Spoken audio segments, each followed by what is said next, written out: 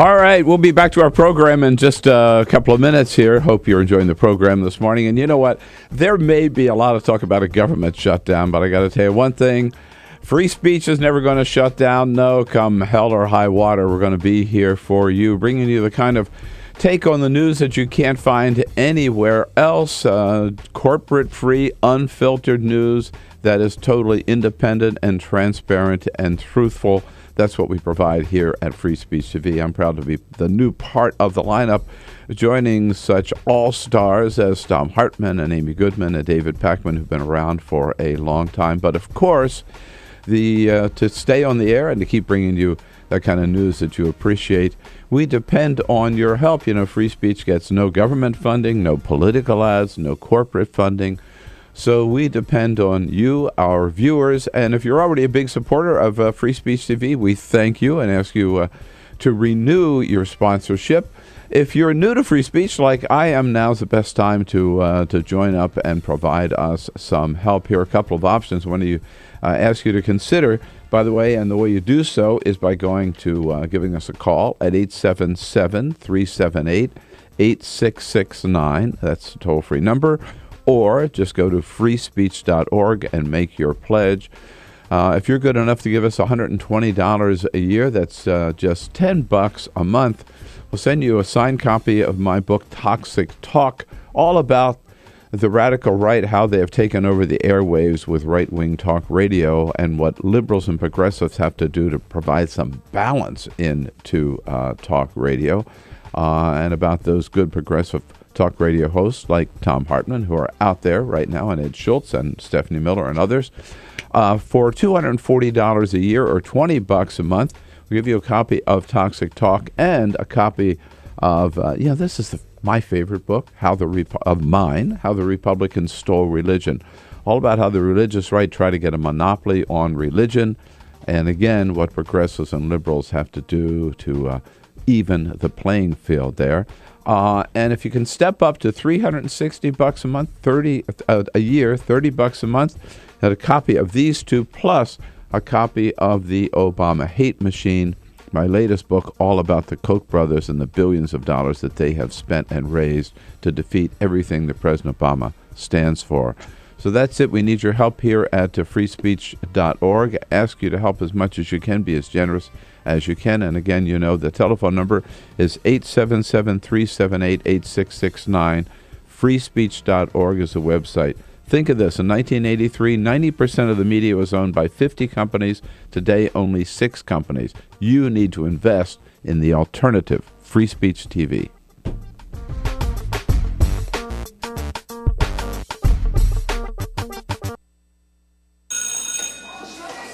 Don't look at me. Your hair's a bit frizzy today. Oh, you should pick that up. Oh, you're such a dork. Loser. Here, let me help you with that. Oops. Every day, kids witness bullying. Oh, look. Your crush is looking at you. Poor you. They want to help, but don't know how. See, no one here's gonna help you, because no one Teach your likes kids you. how to be more than a bystander. Visit stopbullying.gov. If you drive buzzed, it could cost you around $10,000. You'll face major legal fees, major fines, and steep insurance penalties. You could lose everything. Nothing kills a buzz like getting pulled over for buzz driving, because buzz driving is drunk driving. When some people struggle with their mortgage payments, they become frozen, petrified. Not knowing what to do, they do nothing. But the people who take action are far more likely to get the most positive outcome. Making home affordable is a free government program. Call now to talk one-on-one with a housing expert about the options that are right for you. Real help, real answers, right now. Here at the GED Pep Talk Center, we have pep talkers standing by to get you motivated for your GED diploma. Text the name Terry to 69222 for a sympathetic pep talk. You show people what you really are. Or for a gentle pep talk, text the name Deborah. You know you're going to make people very proud of you. And if that's not enough, text the name Danny for an extreme pep talk. Prove everyone wrong. Show them you're the boss. Get your GED pep talk and find free GED classes. Text the name of the person you want a pep talk from to 69222.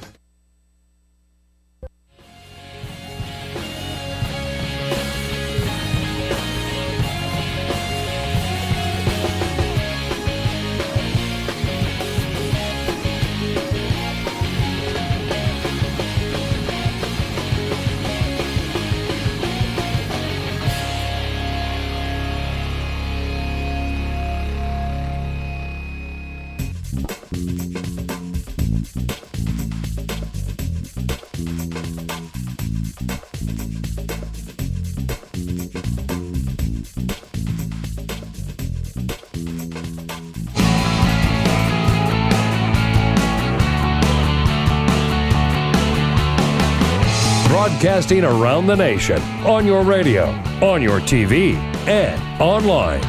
This is The Bill Press Show. The latest scientific report says, without a doubt, climate change caused by human activity. Do you think finally Jim Inhofe will agree we have to do something about climate change? I still doubt it. Hey, good morning, everybody. What do you say? It's Friday. Oh, yeah. Friday, September 27th. Oh, our favorite day around the Bill Press Show, and yours too, I'm sure. Friday. Any Friday's a good Friday around here.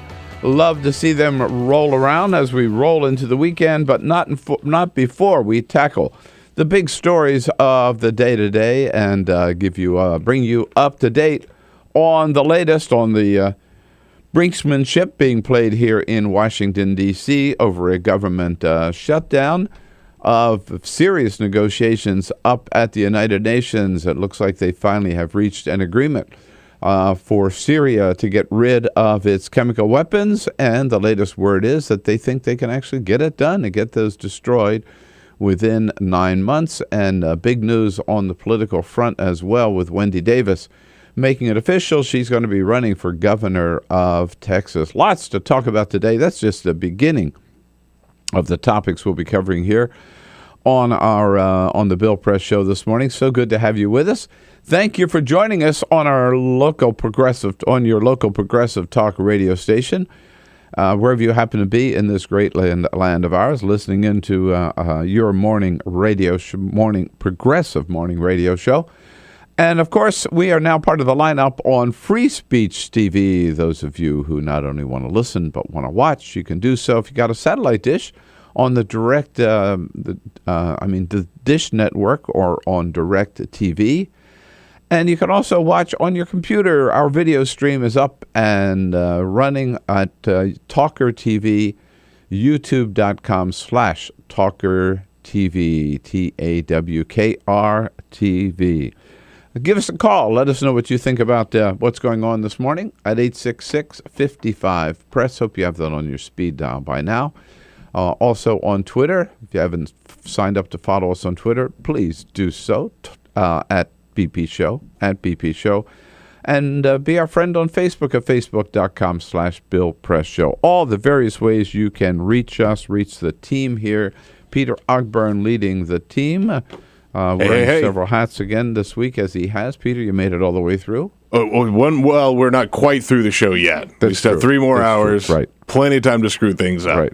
We made it through a whole week without Dan, so... I'm just saying. I don't know. He's on vacation this week. Alicia Cruz has the phones covered.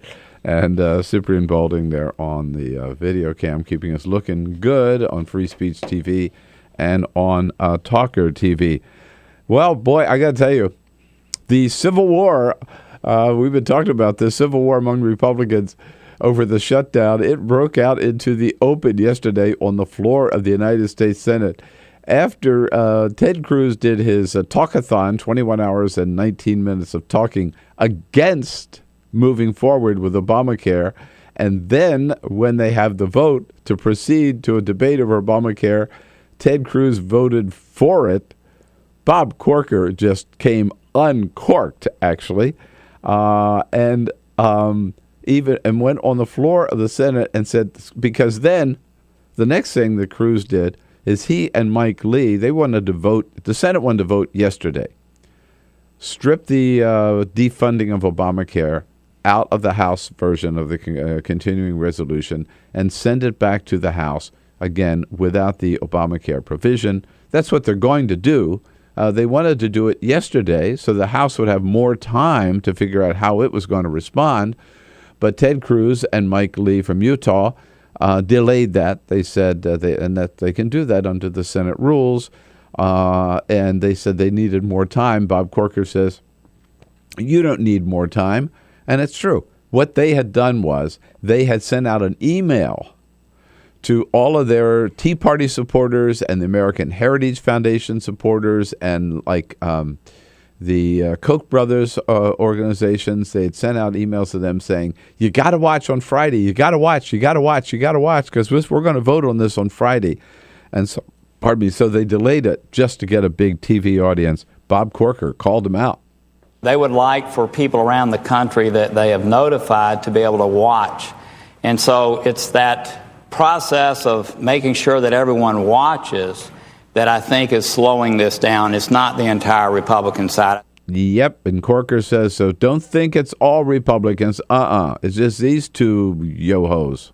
It's not the Republican side that's asking to stall. We only have 2 Republican senators that are wanting to push this off. So then Ted Cruz got up and accused Bob Corker of converting to the Democratic Party and becoming a Democrat on the floor of the Senate. It's getting ugly over there. I guess it's going to get even uglier before the weekend is out. Hey, coming up today, Congressman Paul Tonko from New York will be along to tell us his inside tale of what's happening in the House of Representatives. Susan Page from USA Today joins us at the end of this hour. She does every Friday morning. Clinton Yates, good friend of ours, columnist for the Washington Post, will be along to help us through the last hour together this morning. And what do you know now? George Zimmerman's soon-to-be ex-wife says she thinks maybe he did kill Trayvon Martin, not in self-defense. Oy vey. But first... This is the Full Court Press. Yes, indeed. Here are a couple of other stories making news. Farewell to the best closer in baseball's history. Last night was the last time that Yankee Stadium got to see the greatest closing pitcher that baseball has ever seen. That man is Mariano Rivera, and he took to the mound in the Yankees' losing effort against the Devil Rays.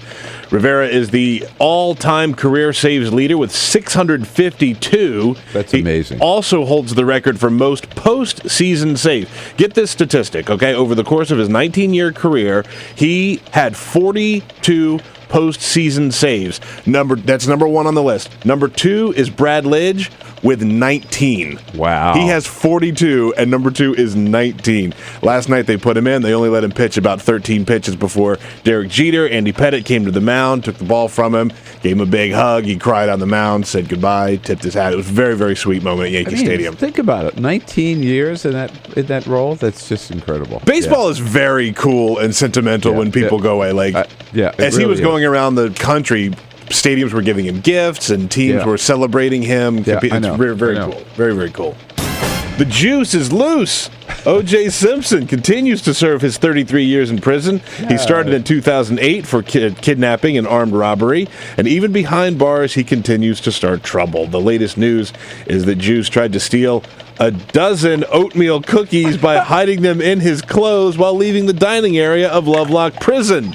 First of all, that is a violation of prison rules. You can't leave and bring food from the cafeteria. Second of all, it goes against doctor's orders. Apparently, Oj has put on a couple pounds, and the prison doctor put him on a very strict diet because of his weight and his age, and so oatmeal cookies are a no-no. He was busted with about a dozen hidden under his clothes. I know. I feel sorry for OJ in this case. I mean, oatmeal cookies... they'll help you get through the day. Every now and then. It's the simple pleasure when you're in prison. Yeah. And poor Alan West is having a hard time keeping a job. The recently ousted congressman found life in punditry after he lost his congressional seat in the most recent cycle. He became director of programming for PJ Media, an online conservative video site. BuzzFeed's Rosie Gray, who was on our show earlier this week, broke the news yesterday that he had been let go from the company. Why? Well, because Alan West, this, quote, tireless supporter of Israel, called a female employee a, quote, Jewish American princess and then told her to shut up. They have let him go. They put out a statement yesterday. All Alan West will say is, quote, there was an exchange. He won't confirm or deny. This is the same Alan West who announced earlier in the week that he was going to run for the U.S. Senate from Florida when Marco Rubio became president of the United States. Good luck with that. Good luck. I mean, this guy is insane. Totally. Absolutely. Hey, you know what? Look, the shutdown and the moves toward the shutdown are the big news in Washington these days. And we're going to be talking about that almost nonstop through our 3 hours together this morning. But I wanted to start out this morning with something else, just because we got to get it in. And it really bugs the hell out of me. And it's the latest we've heard about George Zimmerman. And you know my opinion about George Zimmerman. I think he is guilty as sin. By the way, speaking of OJ, OJ's guilty as sin too, for killing his wife and her friend and getting away with it. George Zimmerman is guilty for killing Trayvon Martin in cold-blooded murder with no reason whatsoever, not in self-defense, but he got away with it. And the more we learn about this guy, the more it just bugs the hell out of me what happened in that courtroom.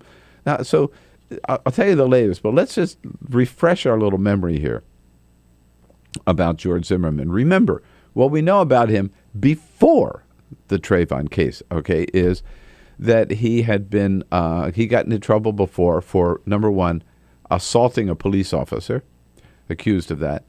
Number two, trying to, beating up his girlfriend to the point that she got a restraining order against him. Okay, that was before the Trayvon Martin thing.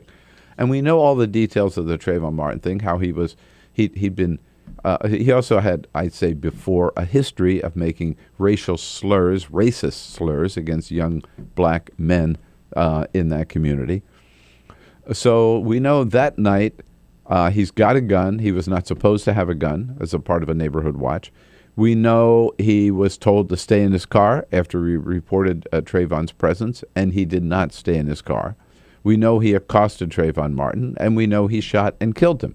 He claims in self-defense, he claims that Trayvon, his attorney did, that Trayvon Martin had a weapon, the sidewalk. I mean, unbelievable.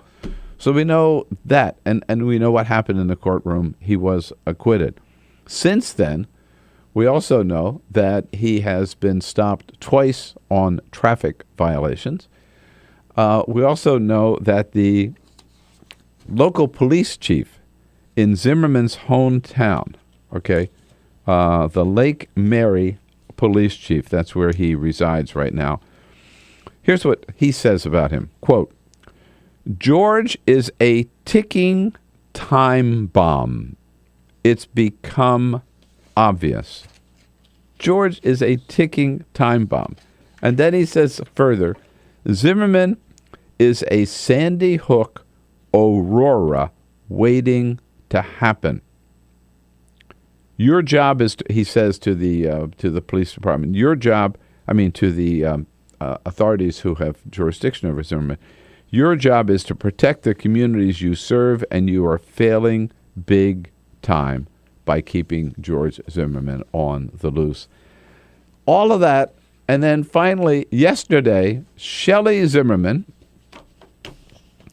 his soon-to-be ex-wife, the last time we heard about George Zimmerman is when she called the police because Zimmerman showed up where she and her father were moving stuff out of the house. Zimmerman showed up, she says, and threatened her and her father with a gun. She refused to press charges, but she still claims he had a gun. She's been trying to find him ever since and can't to serve him divorce papers. Doesn't know where he is. Yesterday she goes on the Today Show and talking with Matt Lauer, she admits she thinks he's probably guilty. This revelation in my life has really helped me to take the blinders off and start to see things Let me make sure I understand. So you now doubt his innocence, at least the fact that he was acting in self-defense on the night that Trayvon Martin was killed?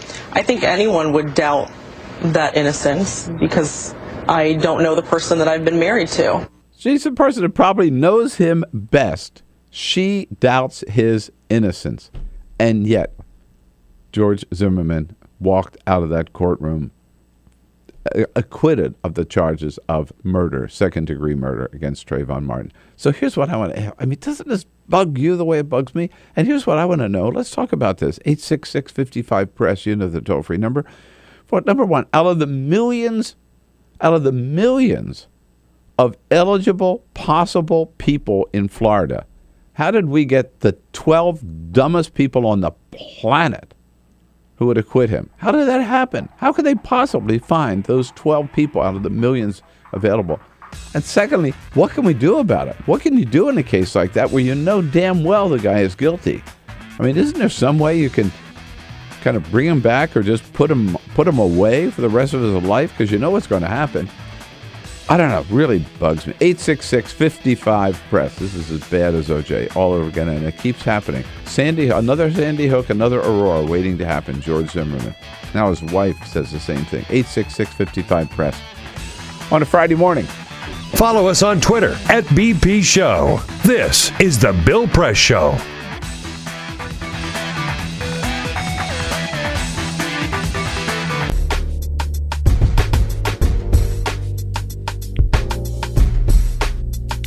Hey, good morning, everybody. What do you say? This is Bill Press here. We'll be back to today's broadcast with all of our great guests in just a moment here. But first, just a word about Free Speech TV.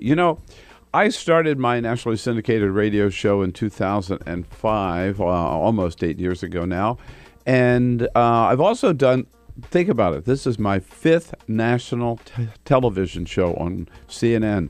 I was co-host of Crossfire. I was co-host of The Spin Room. On MSNBC, I was co-host of Buchanan and Press for several years. On Current TV, did a show called Full Court Press, and now The Bill Press Show on Free Speech TV. And I've got to tell you, in all that time, with all those different networks, all those different shows, I never felt as at home and as comfortable and as good about what I'm doing as I do right now on Free Speech TV. I'm so glad to be part of this great network that brings you people like Tom Hartman and Amy Goodman and David Pakman. So proud to join that lineup. But, and this is the kind of media, the reason I feel so comfortable, because totally independent, totally free to talk about whatever you want to talk about. You get to get involved in the conversation. And that's the kind of broadcasting you'll find nowhere else. It's truly independent, truly transparent, truly truthful, speaking truth to power every day.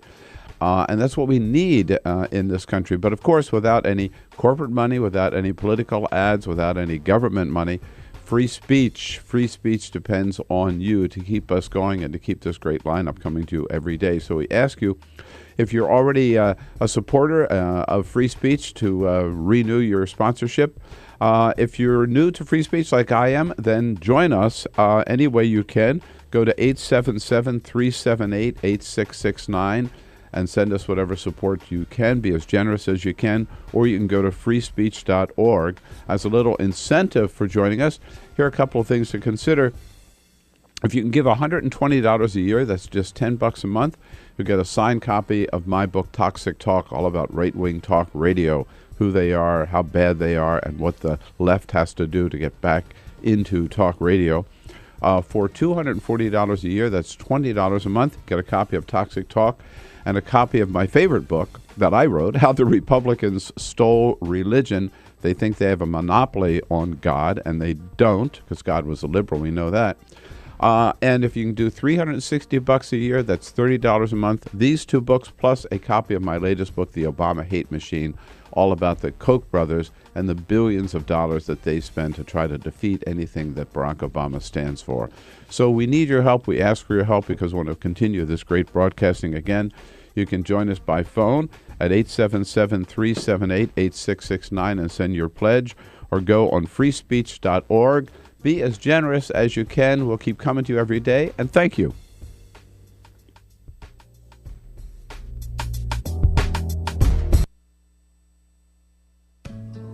You wouldn't let money just blow out of your house. So when your AC or heater is on, make sure the doors, windows, and fireplace flue are shut tight. If you're headed out, turn down the AC or lower the heat by 10 degrees. And always keep your water heater set at 120. A little bit of common sense goes a long way. Get more great tips at energysaver.gov. So, I'm kind of new here, but I've noticed a trend. My human does this funny thing where she goes around and gets all my toys, and then she hides them in that basket by the door. But it's always the same basket, and it's always in the same place. And then she acts so surprised when I find them, but, she's putting them in the same basket again. It's like, hello, that's where you put it last time. You were the worst at hide and go seek.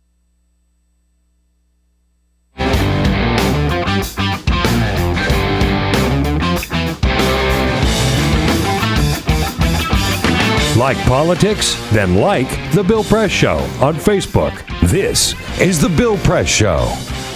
Here we go, 26 minutes after the hour, talking about the fact that Shelley Zimmerman wants to get divorced from George Zimmerman and will, as soon as she can find him, to serve him the divorce papers. He, of course, is the killer of Trayvon Martin. She now says, yeah, boy, I know him pretty well. He's not the guy I thought he was, and I really doubt his innocence, she says, thinking he's probably guilty. In other words, did not act in self-defense. When you pile that on top of the fact that the police chief, where George Zimmerman resigns, describes him as a dangerous man, another Sandy Hook waiting to happen, you just wonder what happened. And by the way, a little correction, our listeners and viewers are always smarter than we are, and reminded us that in the case of George Zimmerman, because of this kind of a quirky Florida law, it was 7 members of the jury, not 12. But the point remains, out of all the millions of people that could possibly have served on that jury, how did they end up with these 7? Mike is calling from Cleveland, watching on Free Speech TV. Hey, Mike. Hey, Bill. How's it going? Good. Thank you. Big fan. Oh, thank you so much for joining us, too. Yeah. The thing in Florida is wild because it's just its own place. It's it's in the South. The way that the South operates, it's real easy to find those people because of just the institution of fear that exists in the South. The right owns all of the commercial real estate. They own all of the radio stations, all of the television stations. It's real hard to find another opinion, that's not a narrow-minded, right-sided opinion. And so, these people they're there. They're easy to find. That's how they got them. Well, Mike, I will let that stand as a challenge to the people of Florida to respond to Mike. Is it really true that the right just controls Florida and everybody there thinks the same way and has the same opinion and is a right-wing extremist nut job? So says Mike from Cleveland. I think they could have found 7 intelligent people in Florida. I think so. This is the Bill Press Show.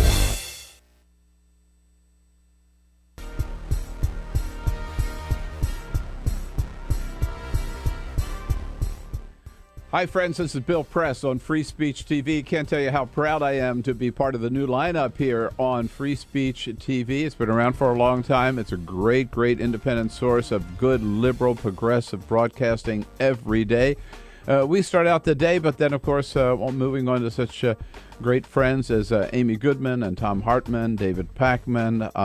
You won't find good news and good people like us anywhere else, and we depend on you to keep us on the air, so we can visit together every day, find out what's going on, and talk about it. So we need your help to stay on the air, and the number to call to help is 877-378-8669. Of course, you can also go online and contribute at freespeech.org. Help us raise the money necessary to keep this programming coming to your home every day and in 38 million other homes around the nation. Because more than ever in these days with so much corporate media, we need media that is independent, that is transparent, that is truthful. We need Free Speech TV. Now, to maybe encourage you to give as much as you can, we're offering some gifts to you, depending on your level of contribution. First, for those of you who give $120 a year, that's just $10 a month. We'll send you a copy of my book, Toxic Talk. Toxic Talk is all about talk radio, how talk radio is dominated by the right wing, how they got to be so powerful, and what liberals have to do to get some balance on the airwaves across the nation. And I expose some of the real lies told by many of the right-wing talk radio hosts. That's for $120 a year. For $240 a year, that's just $20 a month. We'll give you 2 books, Toxic Talk, as I told you about. And this is my favorite book, the favorite book that I've written, How the Republicans Stole Religion. Yeah, what the Gospels really say and how the Republicans distort it, but how they get away with it. And for $360 a year, that's $30 a month, you'll get these 2 books, Toxic Talk, How the Republicans Stole Religion, and The Obama Hate Machine as well, which is my latest book, all about the Koch brothers and all the money that they spend just to try to bring down President Obama and to defeat all of his policies. That's why your help is so important. We are here on Free Speech TV, bringing you the truth every day, the news every day. Help us stay on the air by giving as much as you can. Thank you.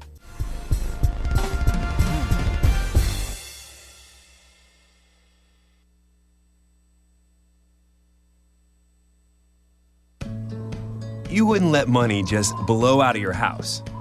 So when your AC or heater is on, make sure the doors, windows, and fireplace flue are shut tight. If you're headed out, turn down the AC or lower the heat by 10 degrees. And always keep your water heater set at 120. A little bit of common sense goes a long way. Get more great tips at energysaver.gov. So, I'm kind of new here, but I've noticed a trend. My human does this funny thing where she goes around and gets all my toys, and then she hides them in that basket by the door. But it's always the same basket, and it's always in the same place.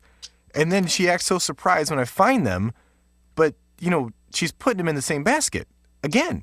It's like, hello, that's where you put it last time. You were the worst at hide and go seek.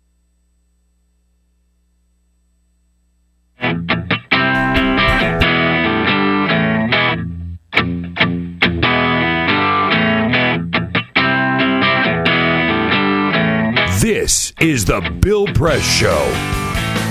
33 minutes after the hour now, it is the Bill Press Show on a Friday morning. How about it? Friday, September 27. This is the weekend from hell in Washington, D.C. The Senate not able to vote yesterday on the continuing resolution because of the obstructionism of two senators, Ted Cruz and Bob Corker. So the Senate will vote sometime today, sending the continuing resolution without the provision to defund Obamacare back to the House of Representatives. And the House then, which is locked in its own civil war between John Boehner and Eric Cantor, who are trying to avoid a shutdown, and the extreme members of the Tea Party caucus in the House, who are really running the show. They want a shutdown, so they're going to have tonight, tomorrow, Sunday, and Monday to work this thing out. I think I must tell you, as of yesterday, by the way, John Boehner and his leadership team came up with another plan. They presented to their caucus and said, "Okay, how about if we do this? How about if we accept the Senate version, don't defund Obamacare, keep the government running for like another 6 months, and then let's take the battle for Obamacare to the debt ceiling, which comes up on October 17, and that's where we'll hold the line." So in other words, let's, in effect, kick the can down the road another couple of weeks. They took that to the House caucus yesterday, and the House caucus says, no, we want Armageddon this weekend. We want to shut down the government. We want to hold fast and hold the line and shut down the government this weekend if necessary. So I must tell you, I agree with most of our guests earlier in the week that the chances of a shutdown were maybe 50-50. I think they're now 70 or 80%. I think we're into it. I think we are into it. And I think it is going to be a disaster. And by the way, I must say, I think the president is doing absolutely the right thing in saying he will not negotiate on this shutting down the government. He will not be held hostage. Because the Republicans are saying, by the way, under the Constitution, their job, right? The president can't pass a continuing resolution. The president can't pass a budget. The president can't raise the debt ceiling. That is, under the Constitution, the job of Congress.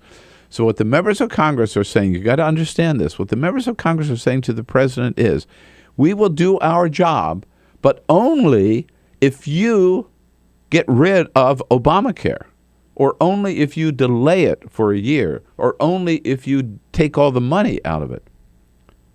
And they can't do that. I mean, this is the law of the land. This is not the way it works. John McCain even said this. 3 years ago, they debated this in the Congress, and the Republicans lost. Obamacare passed. President Obama signed it into law. They lost that battle. Then they took that battle to the Supreme Court of the United States. They lost that battle. The Supreme Court said this is perfectly constitutional, Obamacare. And then they took that battle to the American people in November 2012. It was Mitt Romney versus President Obama. And the number one issue was President Obama's agenda, and the number one issue on his agenda or legislative accomplishment is Obamacare. And they lost that battle. 3 strikes, you're out. 3 strikes, they're out. So now they're saying, now, you want us to do our job and pass a budget? We'll only do our job if you get rid of this number one thing that you have accomplished in your presidency. No president would agree to that. No president, Republican or Democrat, would ever agree to that. It is blackmail. It is extortion. It is wrong. And President Obama is right not to cave into it. So I think we're 70 to 80% there. And I've been looking this morning. So as to here's what the shutdown would mean. First of all, we know what it would mean. Visa and passport app. The rule is everything that is non-essential shuts down. Okay. Now they're in the middle right now looking back at plans that they had in 2011 and plans that they had back when Newt Gingrich shut the government down. Was it 1994?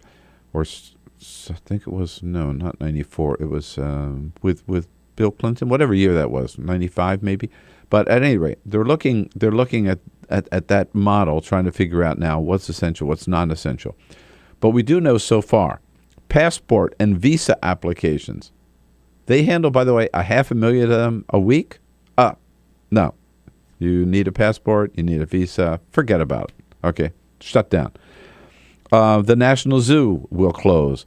All the Smithsonian museums will be closed. You may not think that affects you. I just read this morning there are at least 100 middle schools around the country that already have their 8th grade school trips planned. They're arriving in Washington on Monday. It's a rite of passage. It is a rite of passage. From all around the country. All around the country. They come here from everywhere. We see them all the time, wearing the same color T-shirts so they can keep track of their kids, right? No, all the Smithsonian's closed. But you come to Washington with your 8th grade, right, and the Smithsonian museums aren't open, you're in trouble, baby. What do you do with those kids? At any rate, they'll close.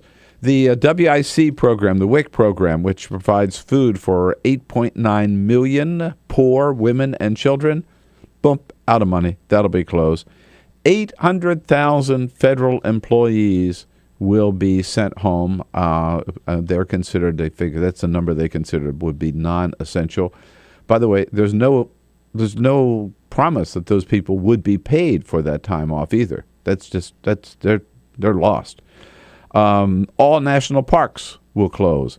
The EPA will shut down. It's considered non-essential.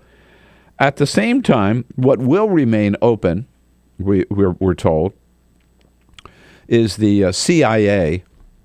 Now, yeah, they have to keep the drones flying. Yeah, right. Have to keep killing people. Right. Federal prison guards will remain on the job. I'm okay with that. Okay. I'm okay with that one. Air traffic controllers. I'm okay with that one too. Baggage screeners. Meat and poultry inspectors considered essential. Social Security checks, Medicare checks, Medicaid checks will go out, but nobody new will be able to sign up. So if you're at that period where you're applying, forget about it. You're just not going to. There won't be anybody there to answer your telephone call. But now I got to tell you, I got a problem with that. I got a problem with keeping these things open. As far as I'm concerned, if you're going to have a shutdown, then shut that baby down. Shut it all down. Shut it all down. Air traffic controllers, shut it down. Absolutely. I would. Shut it down. Because it's got to be meaningful. It's got to really hurt. That makes and I sense. think this is a BS approach to it to say, we will take the pain out of it, right? And we'll just... No, that's perfectly logical. I see where you're coming from. And get rid of the things that we don't like. No, I mean, seriously, I think one of the biggest mistakes Barack Obama made as president, and he's made a good share of them, is when the air traffic controllers on the sequester, remember, the FAA said, well, the sequester means we're going to have to cut, and we're going to have to cut across the board, and that's going to mean fewer air traffic controllers. That's going to mean there are going to be flight delays. And people started raising hell. Oh, no, there'll be longer lines at the airport. Oh, no, they might cancel my flight. And what did they do? They carved out that exception for air traffic controllers. That was a huge mistake. Because people don't realize how bad that's one of the reasons people don't realize how bad the sequester really is and how many real people are getting hurt by the sequester because they don't experience it when they travel. If it's going to be real, it's got to be real. So I say, if you're going to do it, then shut this baby down across the board, including, no paychecks for members of Congress and no back pay. Especially not that. For members of Congress either. I'm telling you, 70 to 80%. Susan Page, Washington Bureau Chief for USA Today, coming up next. This is the Bill Press Show.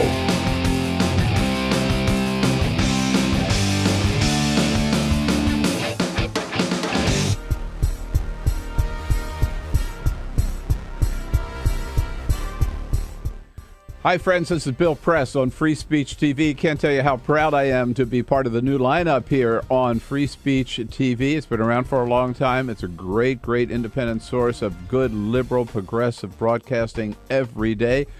we start out the day, but then, of course, moving on to such great friends as Amy Goodman and Tom Hartman, David Packman. You won't find good news and good people like us anywhere else. And we depend on you to keep us on the air. So we can visit together every day, find out what's going on, and talk about it. So we need your help to stay on the air, and the number to call to help is 877-378-8669. Of course, you can also go online and contribute at freespeech.org. Help us raise the money necessary to keep this programming coming to your home every day and in 38 million other homes around the nation. Because more than ever in these days with so much corporate media, we need media that is independent, that is transparent, that is truthful. We need Free Speech TV. Now, to maybe encourage you to give as much as you can, we're offering some gifts to you, depending on your level of contribution. First, for those of you who give $120 a year, that's just $10 a month. We'll send you a copy of my book, Toxic Talk. Toxic Talk is all about talk radio, how talk radio is dominated by the right wing, how they got to be so powerful, and what liberals have to do to get some balance on the airwaves across the nation. And I expose some of the real lies told by many of the right-wing talk radio hosts. That's for $120 a year. For $240 a year, that's just $20 a month.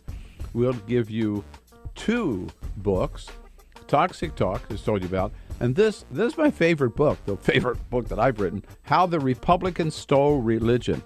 Yeah, what the Gospels really say and how the Republicans distort it, but how they get away with it. And for $360 a year, that's $30 a month, you'll get these 2 books, Toxic Talk, How the Republicans Stole Religion, and The Obama Hate Machine as well, which is my latest book, all about the Koch brothers and all the money that they spend just to try to bring down President Obama and to defeat all of his policies. That's why your help is so important. We are here on Free Speech TV, bringing you the truth every day, the news every day. Help us stay on the air by giving as much as you can. Thank you.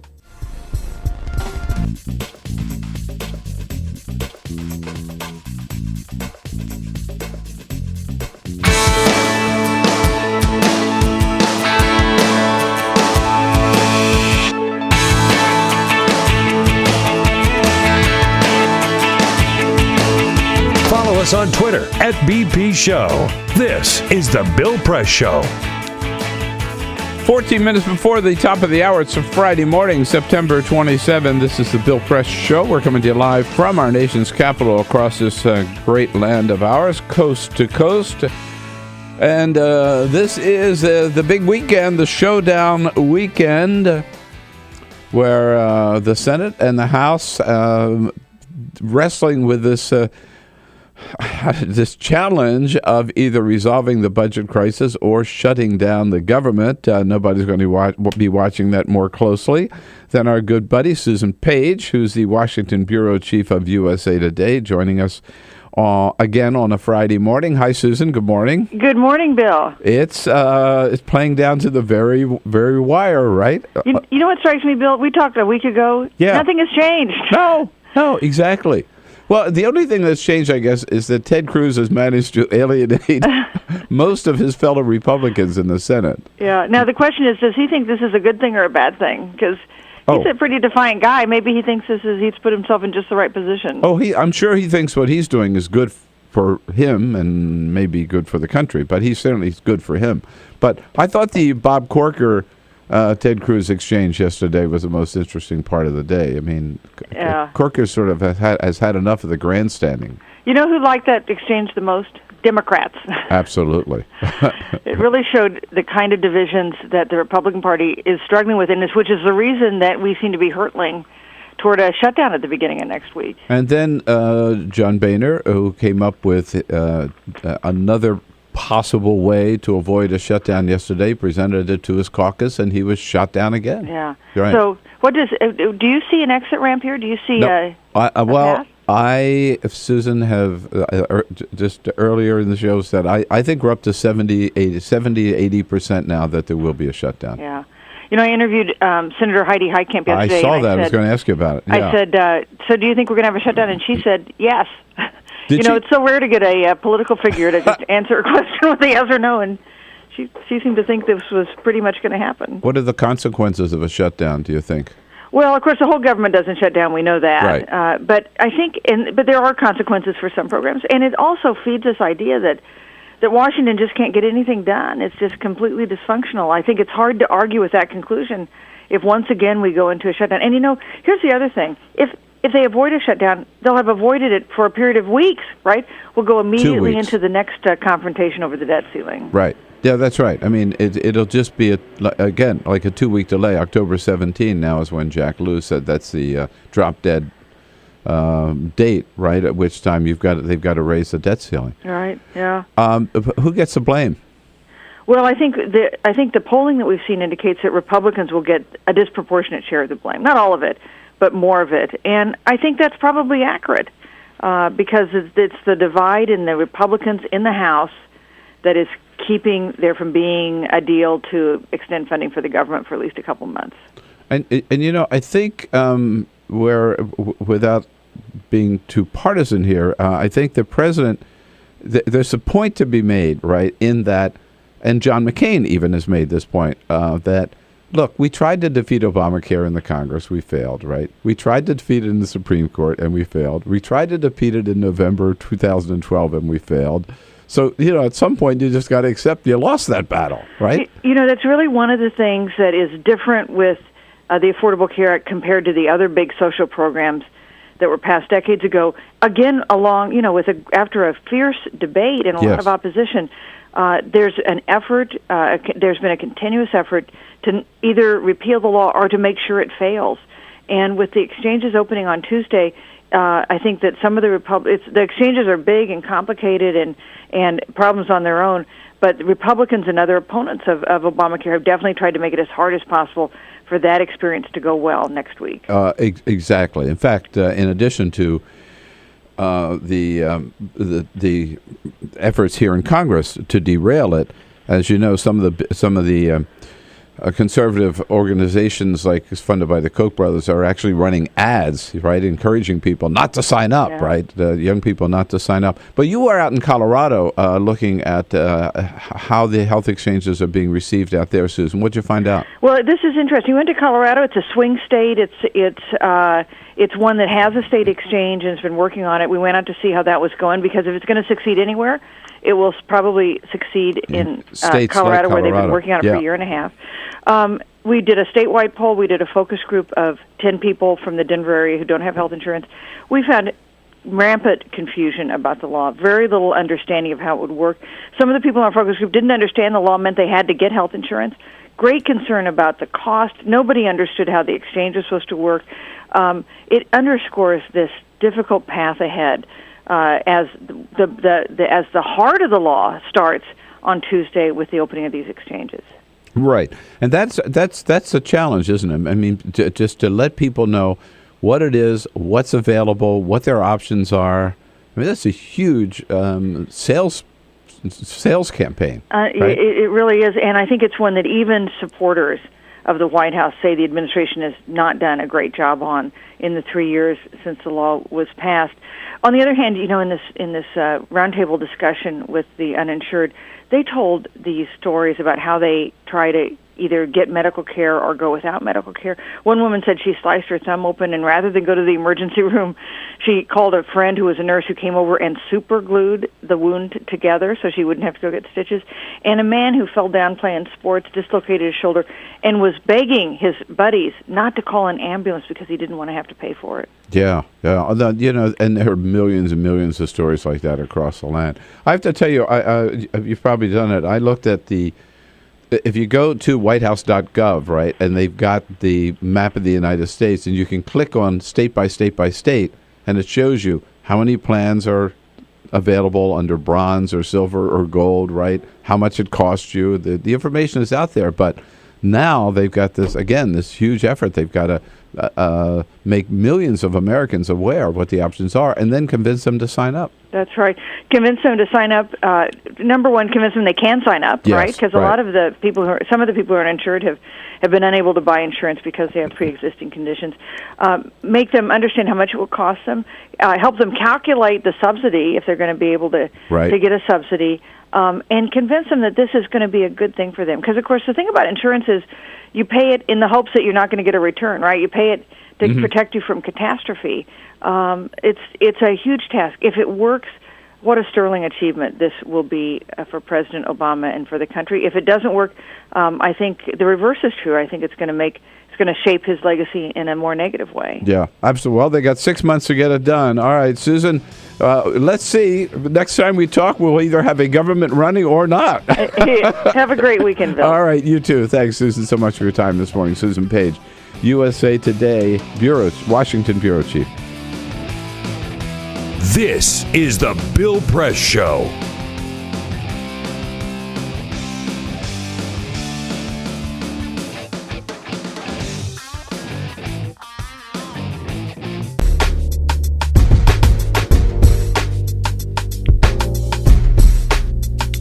Hey, good morning, everybody. What do you say? This is Bill Press here. We'll be back to today's broadcast with all of our great guests in just a moment here. But first, just a word about Free Speech TV. You know, I started my nationally syndicated radio show in 2005, almost 8 years ago now. And I've also done, think about it, this is my fifth national television show on CNN. I was co-host of Crossfire. I was co-host of The Spin Room. On MSNBC, I was co-host of Buchanan and Press for several years. On Current TV, did a show called Full Court Press, and now the Bill Press Show on Free Speech TV. And I've got to tell you, in all that time, with all those different networks, all those different shows, I never felt as at home and as comfortable and as good about what I'm doing as I do right now on Free Speech TV. I'm so glad to be part of this great network that brings you people like Tom Hartman and Amy Goodman and David Pakman. So proud to join that lineup. But, you know, and this is the kind of media, the reason I feel so comfortable, because totally independent, totally free to talk about whatever you want to talk about. You get to get involved in the conversation. And that's the kind of broadcasting you'll find nowhere else. It's truly independent, truly transparent, truly truthful, speaking truth to power every day. And that's what we need in this country. But, of course, without any corporate money, without any political ads, without any government money, free speech depends on you to keep us going and to keep this great lineup coming to you every day. So we ask you, if you're already a supporter of free speech, to renew your sponsorship.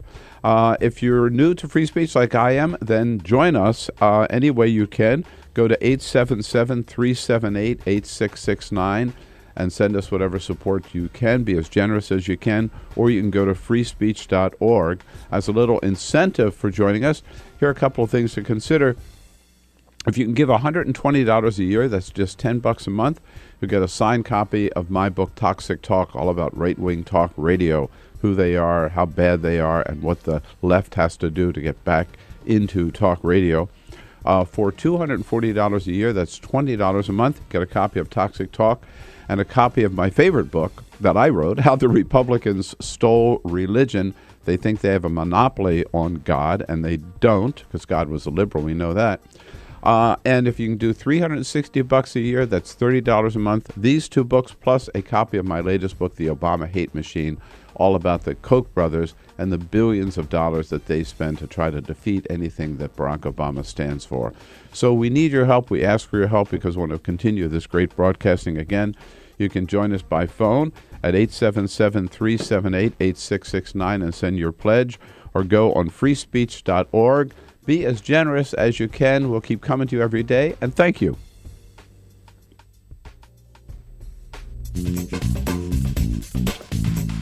Bill Press Show. 3 minutes before the top of the hour, we'll talk to Wayne Slater in Texas about Wendy Davis in the next hour, among other things. Peter, you got a big story? Yeah, if you've been in the grocery store, you've probably seen the blue box of dried pasta, Pasta Barilla. It's one of the bigger brands of dried pasta that you could buy in the store. Yesterday... Or Barilla, as most people call it. Well, I'm putting the Italian affect on it. Pasta Maria is how they advertise it. But Guido Baria is the guy who is the head of the company now. He was giving a radio interview the other day where the interviewer asked him if in any of their commercials would they show a same-sex family gathering around the dinner table to eat, and he says no. He says that's not their view of the classic family. It's not something he believes in, and he would never do that in one of their commercials. Then I will never buy any of his pasta. There you go. I mean, why would he say a dumb thing like that today in 2013? 2013, right? Right? I mean, worldwide, they're the number one. Aren't they the number one? They're one of the biggest, yeah, absolutely. Yeah, right. And their stuff is available all over the world. Don't buy Berea pasta. There you go. Boycott them. This is the Bill Press Show. You wouldn't let money just blow out of your house. So when your AC or heater is on, make sure the doors, windows, and fireplace flue are shut tight. If you're headed out, turn down the AC or lower the heat by 10 degrees. And always keep your water heater set at 120. A little bit of common sense goes a long way. Get more great tips at energysaver.gov. So, I'm kind of new here, but I've noticed a trend. My human does this funny thing where she goes around and gets all my toys, and then she hides them in that basket by the door. But it's always the same basket, and it's always in the same place. And then she acts so surprised when I find them, but, she's putting them in the same basket. Again. It's like, hello, that's where you put it last time. You were the worst at hide and go seek.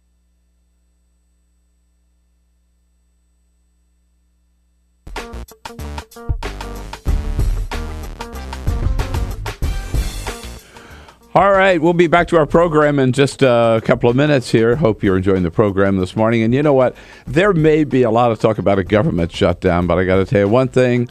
Free speech is never going to shut down. No, come hell or high water, we're going to be here for you, bringing you the kind of take on the news that you can't find anywhere else. Corporate-free, unfiltered news that is totally independent and transparent and truthful. That's what we provide here at Free Speech TV. I'm proud to be the new part of the lineup, joining such all-stars as Tom Hartman and Amy Goodman and David Packman, who've been around for a long time. But of course, to stay on the air and to keep bringing you that kind of news that you appreciate, we depend on your help. Free speech gets no government funding, no political ads, no corporate funding. So we depend on you, our viewers. And if you're already a big supporter of Free Speech TV, we thank you and ask you to renew your sponsorship. If you're new to free speech like I am, now's the best time to join up and provide us some help. Here are a couple of options. One of you ask you to consider, by the way, and the way you do so is by going to giving us a call at 877-378-8669. That's a toll-free number. Or just go to freespeech.org and make your pledge. If you're good enough to give us $120 a year, that's just $10 a month. We'll send you a signed copy of my book, Toxic Talk, all about the radical right, how they have taken over the airwaves with right-wing talk radio, and what liberals and progressives have to do to provide some balance into talk radio, and about those good progressive talk radio hosts like Tom Hartman, who are out there right now, and Ed Schultz and Stephanie Miller and others. For $240 a year or $20 a month, we'll give you a copy of Toxic Talk and a copy of, this is my favorite book, How the Republicans Stole Religion. All about how the religious right try to get a monopoly on religion, and again, what progressives and liberals have to do to even the playing field there. And if you can step up to $360 a month, a year, $30 a month, and a copy of these two, plus a copy of The Obama Hate Machine, my latest book, all about the Koch brothers and the billions of dollars that they have spent and raised to defeat everything that President Obama stands for. So that's it. We need your help here at freespeech.org. Ask you to help as much as you can, be as generous as you can. And again, the telephone number is 877-378-8669. Freespeech.org is the website. Think of this. In 1983, 90% of the media was owned by 50 companies. Today, only 6 companies. You need to invest in the alternative, Free Speech TV.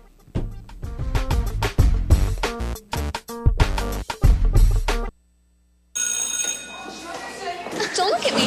Your hair's a bit frizzy today. Oh, you should pick that up. Oh, you're such a dork, loser. Here, let me help you with that. Oops. Every day, kids witness bullying. Oh, look. Your crush is looking at you. Poor you. They want to help, but don't know how. See, no one here's gonna help you, because no one Teach likes your you. kids how to be more than a bystander. Visit stopbullying.gov. If you drive buzzed, it could cost you around $10,000. You'll face major legal fees, major fines, and steep insurance penalties. You could lose everything. Nothing kills a buzz like getting pulled over for buzz driving, because buzz driving is drunk driving. When some people struggle with their mortgage payments, they become frozen, petrified. Not knowing what to do, they do nothing. But the people who take action are far more likely to get the most positive outcome. Making home affordable is a free government program. Call now to talk one-on-one with a housing expert about the options that are right for you. Real help, real answers, right now. Here at the GED Pep Talk Center, we have pep talkers standing by to get you motivated for your GED diploma. Text the name Terry to 69222 for a sympathetic pep talk. You show people what you really are. Or for a gentle pep talk, text the name Deborah. You know, you're going to make people very proud of you. And if that's not enough, text the name Danny for an extreme pep talk. Prove everyone wrong. Show them you're the boss. Get your GED pep talk and find free GED classes. Text the name of the person you want a pep talk from to 69222.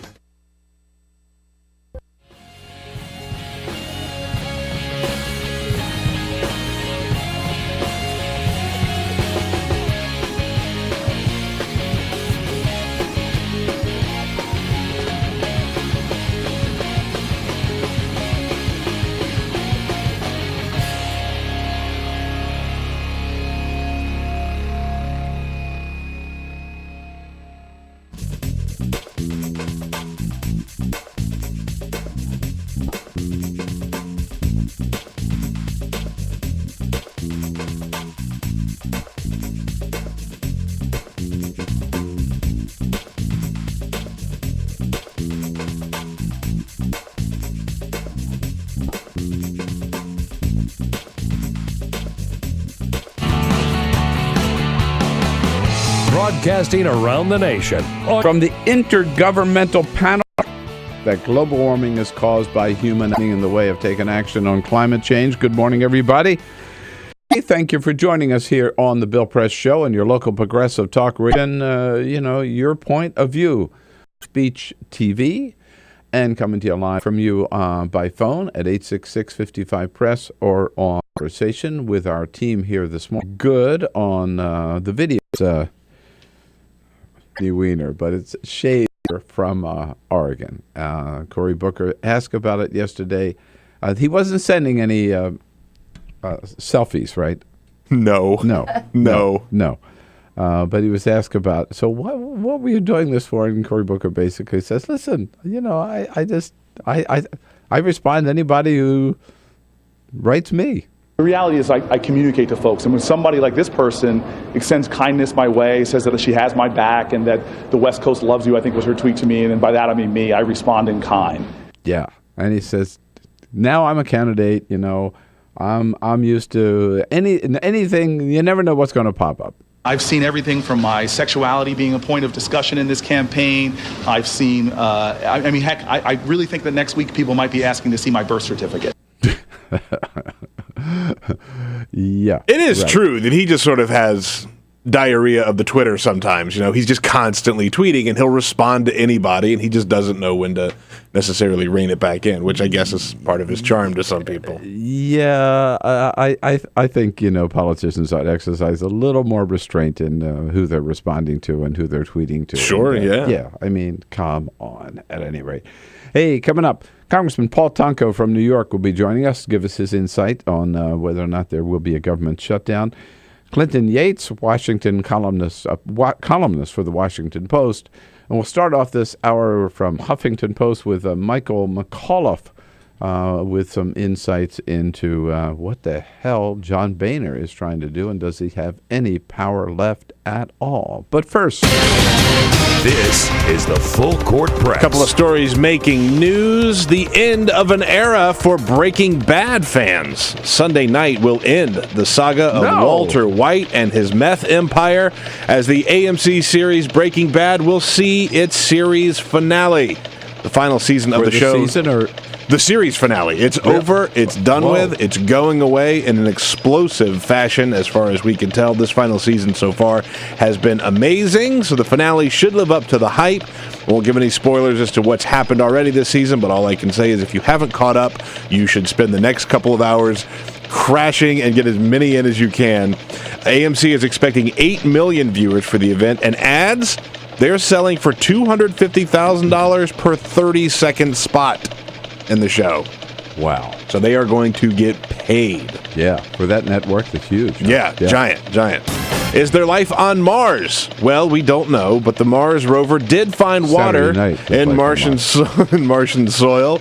Then things get a little complicated. According to NASA, each cubic foot of Martian soil contains around 2 pints of liquid water, though the molecules are not freely accessible, but they are bound to other minerals in the soil. So the water is sort of part of the soil. And so one of the reasons that rover went up there in the first place was to not only look for life and signs of life, but to find out if it was habitable at all. And so one of the signs of habitability is water, and it's there. Now we just have to figure out how to get it out of the soil. But I don't understand. I mean, it's there, but it's not like a pond. It's not like together. It's sort exactly. It's kind of like the analogy I saw is kind of like mud. You know that there is water in mud, but you can't use mud as you would use water. You have to separate the water from the dirt that makes mud, and so that's the challenge that they have. And of course, on top of all that, it's on Mars, so that makes it a little more difficult. Well, Washington used to be a swamp, and and look at how great we turned out. Right. The juice is loose. O.J. Simpson continues to serve 33 years in prison and started in 2008 for kidnapping and armed robbery. And even behind bars, he continues to start trouble. The latest news is that he tried to steal a dozen oatmeal cookies by hiding them in his prison jumpsuit while he was leaving the dining area of Lovelock Prison. First of all, that is a violation of prison rules. You cannot take food out of the cafeteria. And secondly, it goes against doctor's orders. O.J. is not as slim and fit as he used to be. He's put on some weight, so the prison doctor has put him on a diet because of his age and weight, and oatmeal cookies apparently are bad for a diet. There's something ironic about the fact that he gets away with double murder, and then O.J. gets caught and gets in trouble with his hand in the cookie jar. With his hand in the cookie jar, and ends up getting away with double murder, but getting penalized for stealing 12 oatmeal cookies. I mean, God, what is this world coming to? Yeah, well, we've got today, tomorrow, and Sunday, and then if they can't get us straight by Monday, we are in a government shutdown. What is going on? Michael Molof from Huffington Post has been following the senior congressional reporter for Huffington Post, joining us on our news line this morning. Hey, Michael, good morning. Good to have you with us. Good morning. Thanks for bringing me up this morning. Yeah, there you go. We're glad to give you your wake-up call. Hey, listen, so what do you think the chance? You look at this pretty closely. What do you think the chances are the government's going to shut down? Well, I'd say pretty good. There's always pretty good, meaning pretty bad, right? Yeah, exactly. I mean, you've got this. The Senate's going to pass today a continuing resolution that it gets you to November 15th, and they'll send that back to the House. And I don't think that John Boehner really knows what's going to happen once that lands over there. He said yesterday that it's not going to be a clean bill when they send it back, so then that would leave more work for the Senate to do, and there's absolutely no way that, come Monday at midnight, you're going to have the Senate finish all of that work with a fresh, new, clean resolution to keep the government running. So there will be, maybe they can do a 7-day thing or a 2-week thing. The last week I heard was a 2-week, perhaps, short-term stopgap to keep it all going. But nobody can agree on anything over there, especially in the House. I mean, yesterday they rolled out this debt limit plan, right, that they were going to attach all kinds of things to. And within hours, it started falling apart because he had dissension in his ranks over there, Mr. Boehner did. So it's really hard to predict what's actually going to happen these days, which is not reassuring when you're watching people run the country. All right, let me ask you the big question is, who's in charge in the House? Well, I think you have about as good an idea as John Boehner does. So, what's your idea? I don't know. Then it's pretty clear John Boehner's not in charge. Well, he's nominally in charge, of course, right? But he seems more like, remember the Trent Lott book about herding cats? Yeah. I mean, they're kind of cats, but they're kind of maybe more like cougars or mountain lions or something running around over there because they strike back at him constantly. So I'm really not sure why he wants the job. Yeah, so yesterday he came, as you pointed out, this is at least the second time, maybe third time, he's gone in front of his caucus and said, okay, now here is our plan, meaning the leadership's plan, right, for avoiding a government shutdown, right? And each time, the members of the caucus has said, nope, we don't want that, right? That's right. And now, does he have any option, meaning could he put this in front of the full House and with the help of Democrats get something like that passed? Absolutely. That's always an option. Yeah. There are he's got a smaller majority than he used to have, so that means there are more Democrats. So if you've got your sort of classic economic conservatives running around over there, and some of these Northeasterners that still exist, like King, they would join with Democrats to pass something that keeps the government running and then live to fight another day. And why won't Boehner do that?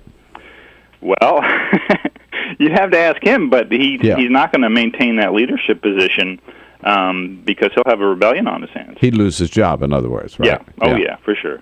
Yeah. So now you mentioned the Senate. So the Senate passes whatever time they do this today, and they send it back to the House. The House doesn't have to act today, right? They could act Saturday or Sunday and send it back to the Senate. Yeah, that's right. So we're going to run out of time here pretty soon, I guess, is what I'm getting at. Yeah, what is it, 72 hours, something like that? They'll pass it they'll start voting around 12:30 today. They'll have 4 votes, and that should probably take about half an hour. So around 1 o'clock, 1:30, they should be done with that, and it should be on its way over to the House. And the House is in today, tomorrow, Sunday, in theory, to deal with this. So they can act if they can figure out how to act. And unless it's, just so I understand, because I don't follow this as closely as you do and never been a congressional reporter, if the Senate passes, if they send it over clean, meaning without the defund Obamacare to the House, if the House passes that, then it's all resolved. But they won't, right? They'll attach something to it, which means it has to go back to the Senate, and then the Senate has to act again, right? That's correct. And if there's not enough time for this. Well, Michael. I mean, if Ted Cruz and Mike Lee decide that they want to speed things along, they could act very quickly. Oh, yeah, that's going to happen. Right. But as the Senate, everything has to happen under its rules or by unanimous consent. So trying to get unanimous consent on these things has not proved particularly easy. So we've been talking about the dissent in the House. Yesterday surfaced a good deal of dissent among Republicans in the Senate as well. Correct? How many allies does Ted Cruz have? Yesterday it seemed like one. Mike Lee. I mean, Bob Corker, the senator from Tennessee, took to the floor to say, you know, we're happy to speed this along. There are two senators who want to hold this up. I don't think he would have been that specific if he thought there were several others, because even Rand Paul. I was going to ask you about Rand Paul and Marco Rubio. They're not even standing with Ted Cruz. No, right? no. I mean, Rand Paul came out during Ted Cruz's sort of speechathon there, and he very pointedly said, "I don't know if I want to shut down the government." So he's not completely in that camp. He's taking a slightly more centrist position on this. And Rubio? And Rubio, he's been, I would say, somewhere between Paul and Cruz on this. He clearly has like a wonderful future in the Republican Party and has some crossover appeal. So I think he doesn't want to get quite lumped into the Cruz category. But he was made by the Tea Party. He beat Charlie Crist really entirely because of the Tea Party. So he has to be very careful with what he says publicly. Yeah. Well, I got to tell you, I don't see any way we're going to avoid the shutdown. I was a little more optimistic earlier in the week, but I think we get a bit. I think we get a bit ready for the worst, and we'll just see how long it lasts. I guess is the next question. And of course, Michael, if we do survive this hurdle, then we're just back in the soup again on October 17 over the debt ceiling, right? Yeah, and that one is potentially much worse. Much worse, right? Do you remember Mark Zandi? He's become kind of a favorite of Democrats lately, but he was John McCain's economist during the campaign. So he's been up on the Hill 2 or 3 times in the last, about week and a half, telling everybody, well, you know, we don't have any more economic tools left to soften serious economic blows. So if you default, then you'll see the stock market crash, you'll see people stop hiring, you'll see consumer confidence tank, and there's nothing we can do after that. We'll be in a really serious problem. Yeah. He's not a lefty. No, but these guys don't really care. Michael McAuliff, thanks for your good work covering the Congress. Thanks for your time this morning. Thanks, Michael. Thanks, Bill. All right, talk to you soon. This is the Bill Press Show.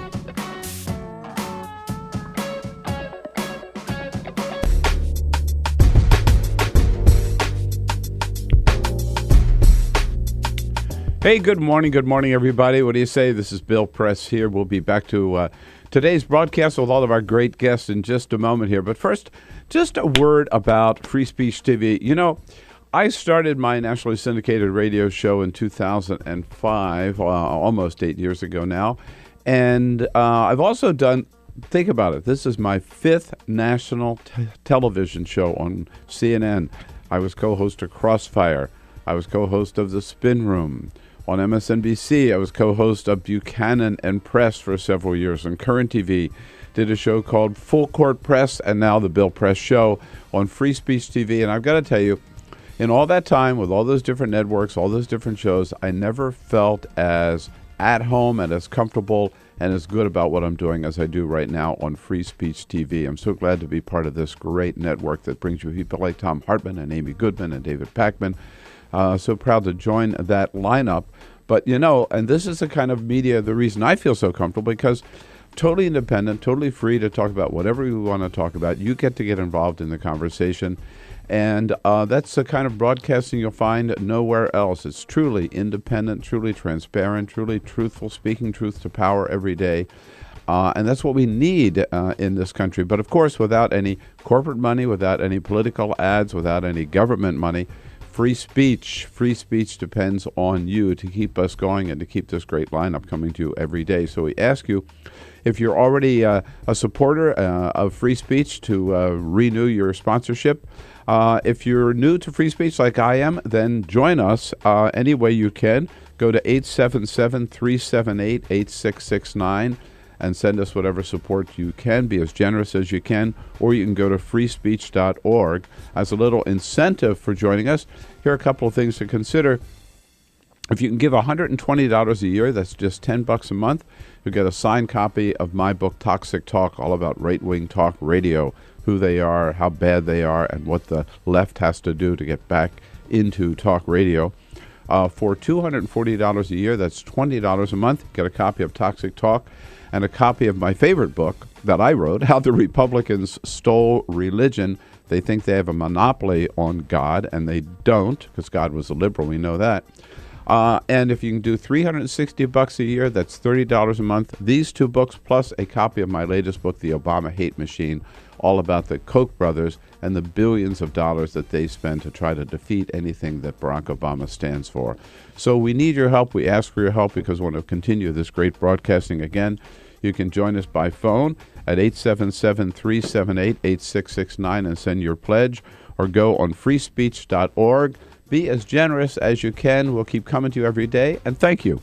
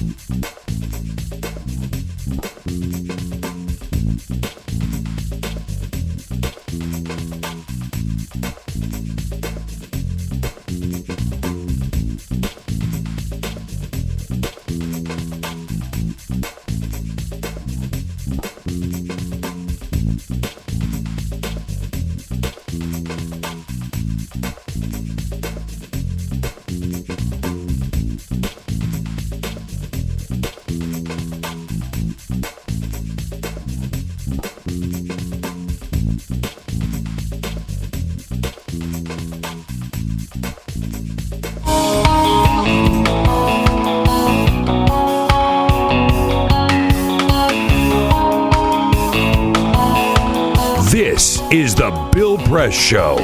All right, here we go. 26 minutes after the hour on a Friday, September 27, on a Friday. Can't say it enough. You know what we do on a Friday? We love to look back at our favorite sound bites of the week and bring you the top 5. Start at the bottom, work our way to the top. Bono at the Clinton Global Initiative, telling about the first time that he met the Big Bill. Number 5. When I first met Bono, he walked into the Oval Office, and I thought it was a member of his own road crew. Yeah. And the next day... Actually very, very good, Bill Clinton. It was good. The next day, Bill Clinton did his imitation of Bono. Does President Obama play too much golf? Well, George W. went on the Golf Channel, had something to say about that. Number 4. I see our president criticized for playing golf. I don't. I think he ought to play golf. Damn right. Gets him out of the bubble. All right.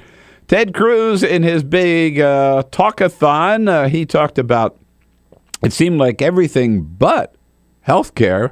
Gooseberries? Number 3. Can you tell me, Senator Cruz, where do Chinese gooseberries come from? I yield for this question, and most would say China. But think again. Chinese gooseberries actually come from New Zealand. Who knew, right? I didn't know that. Thanks, Ted. No, I didn't know that. Now we know it. Paul McCartney finally let the cat out of the bag about a secret recording the Beatles made way back then. Number 2. There's one or two things, but one that sort of deep fans keep requesting. There's a thing called Carnival of Light, but it's very far out. Mm-hmm. I think we can handle it. I really do. Yeah, and back to Ted Cruz. He might have been far away from his kids. They're back in Texas, but on the floor of the Senate, he could still read them a little story. Number 1. I do not like them, Sam I am. I do not like green eggs and ham. Would you like them here or there? I would not like them here or there. I would not like them anywhere. I do not like green eggs and ham. I do not like them. How dare Sam I am. Ted Cruz take the liberal Dr. Seuss and use his words to try to defeat Obamacare. Telling you, I hope he's sued by the Seuss family. This is the Bill Press Show. You wouldn't let money just blow out of your house. So when your AC or heater is on, make sure the doors, windows, and fireplace flue are shut tight. If you're headed out, turn down the AC or lower the heat by 10 degrees. And always keep your water heater set at 120. A little bit of common sense goes a long way. Get more great tips at energysaver.gov. So, I'm kind of new here, but I've noticed a trend. My human does this funny thing where she goes around and gets all my toys, and then she hides them in that basket by the door. But it's always the same basket, and it's always in the same place. And then she acts so surprised when I find them, but, she's putting them in the same basket. Again. It's like, hello? That's where you put it last time. You were the worst at hide and go seek.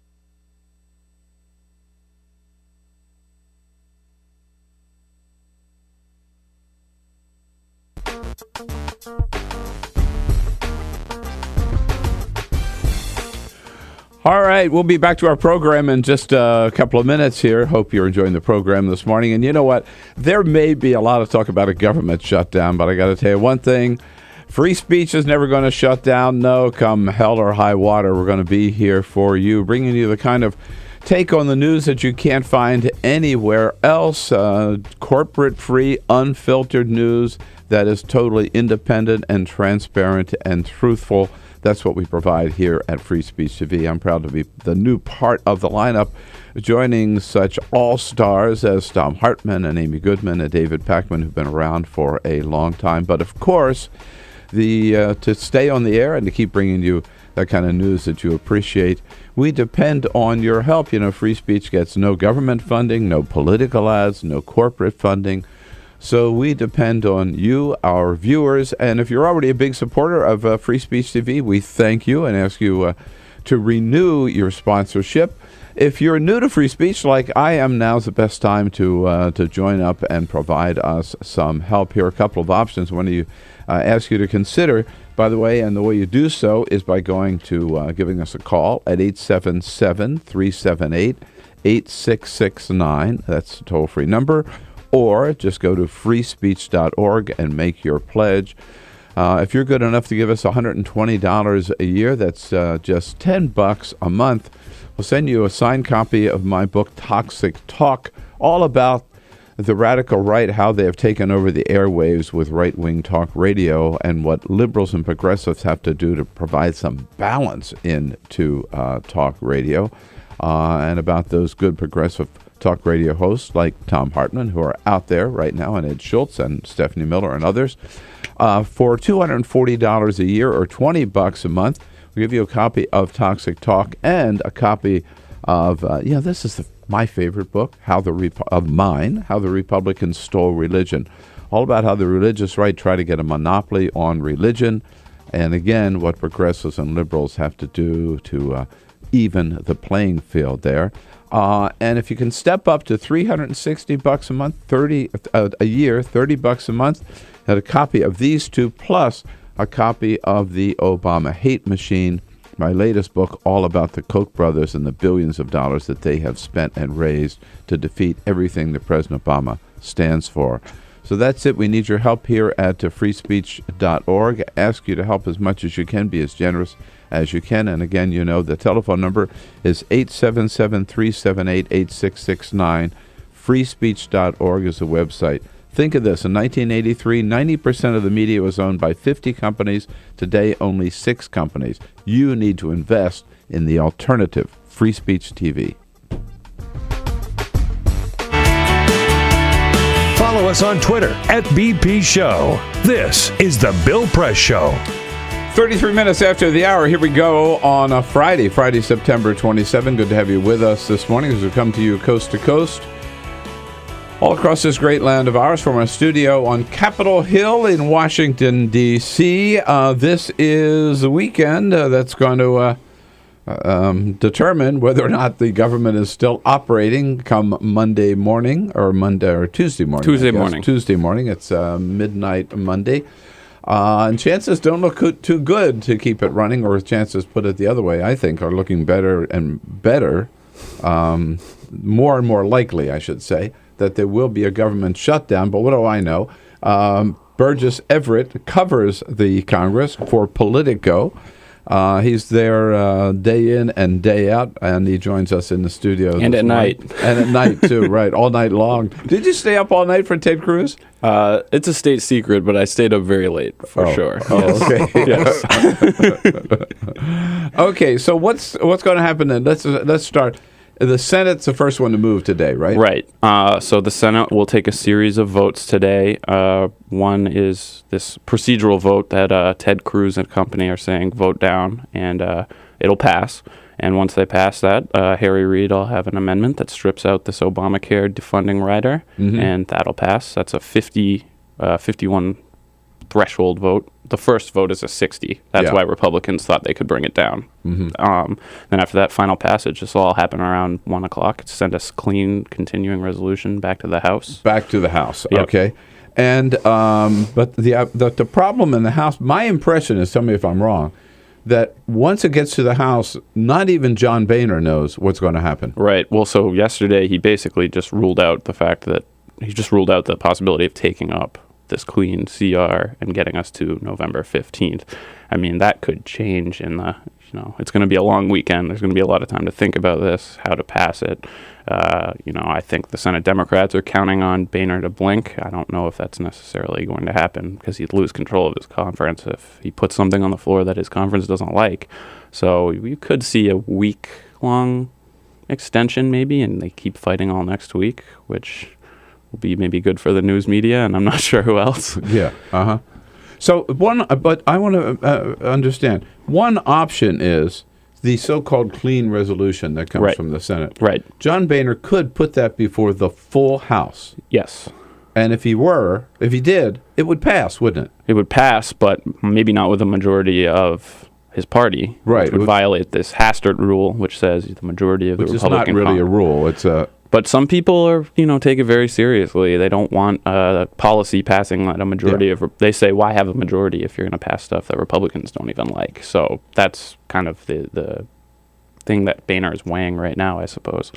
But yeah, if he put that on the floor, it would definitely pass. It would pass. But he's not going to do that option because if he were to do that, he'd lose his job, right? So I don't think we can 100% rule out that possibility, but right now it looks like that's not going to happen. All right, so then he has to come up with something that his caucus, the majority of his caucus, would accept. Right. Which looks like individual mandate delay of Obamacare or getting rid of these subsidies for members of Congress to use on the Obamacare exchanges, which has been very divisive, especially in the Senate. This is the Vitter Amendment. But you know as well as I know that any rider like that is not going to pass the Senate, and even were it to pass the Senate, it's not going to be signed by President Obama, correct? It's not even a question of whether it would pass the Senate at this point. There's no time in the Senate to deal with anything that they don't like. They could do the same thing they're doing this week and try to strip it out, but that takes forever, as you've seen. Yeah. So the problem is there's just not enough time to ping pong back and forth anymore, unless the House sends them something non-controversial, which is why 1 week might be the thing they send over. They could do that. They could just say, let's keep, but that doesn't solve the problem. It doesn't. And Harry Reid he was asked directly this yesterday, would you accept a 1 week extension? And he said, I'm not going to speculate until I see what they can actually pass.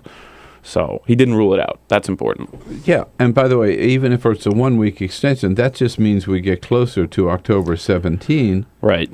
When the stakes get even higher, because now we're talking about defaulting on our bills. I mean, these two issues have been always linked, but now if that happens, they'll be even more closely linked in terms of the calendar. Do you want to give a percentage of a shutdown? Of chances for a shutdown? I will say I think they increased when Boehner said yesterday that he would not accept the Senate's bill, which I don't see how he could say anything different at the time. But I would say my percentage definitely went up when that happened. Maybe 30%. That's where I would put it probably. 30% that things will not happen. Right. Right. So... Yeah, I'm at 70, 80. 70 or 80. I'm to 70 to 80 that they will. That there will be a government shutdown. Oh, I'm sorry. I'm saying 30% chance there's a government shutdown. Only 30? I still think that there's a great chance they do something super short and technically avoid a government shutdown, even though everyone's preparing for it. So I don't know. I mean, there's a lot of Republicans, including the Speaker and all the senior guys in the Senate who've seen this stuff happen before. They know what happened after the shutdown in '96. People argue, well, we didn't lose that many seats in Congress or whatever, but they did lose the presidency. So they lost the race with Bob Dole and Bill Clinton. I mean, that was the. Well, I was going to ask you tell me about the hardliners. Like the Republican, the Washington Post this morning. The headline is GOP hardliners block the strategy. We know John Boehner, we know Eric Cantor, we know Kevin McCarthy, right? But they're not running the show. Who is running the show? Who are these hardliners? And how long have they been there? I mean, who's the top Tea Party guy? Who's the head of the opposition to John Boehner? Do we know? I don't know if there's necessarily a head of the opposition, but last week when they how can they have so much power? They've got to be organized, It's a tenuous. They are. They meet regularly. A group of and there's nobody who's their leader. I don't know. I mean, I don't feel like there's anyone who's specifically taken this leadership role. I mean, but I'm not surprised to hear you say that because, I mean, Ted Cruz, I would say, is the leader, but he's in the Senate. Exactly. I would say he's the leader. No, of that exactly. movement. I would agree. In the Senate, we know it's Ted Cruz. Right, but he meets with these House guys all the time. Yeah. So they're in close coordination right here. Yeah. And they're. I mean, so the majority in the House is tenuous because. There's 233 Republicans, but say 20 to 30 of them are unaccepting of any sort of compromise. These are the hardliner guys that you are referring to. Right. And without those guys' votes, you can't pass something with only Republican votes. But it's 20 or 30, right? Right. So if the full House voted, they would be insignificant.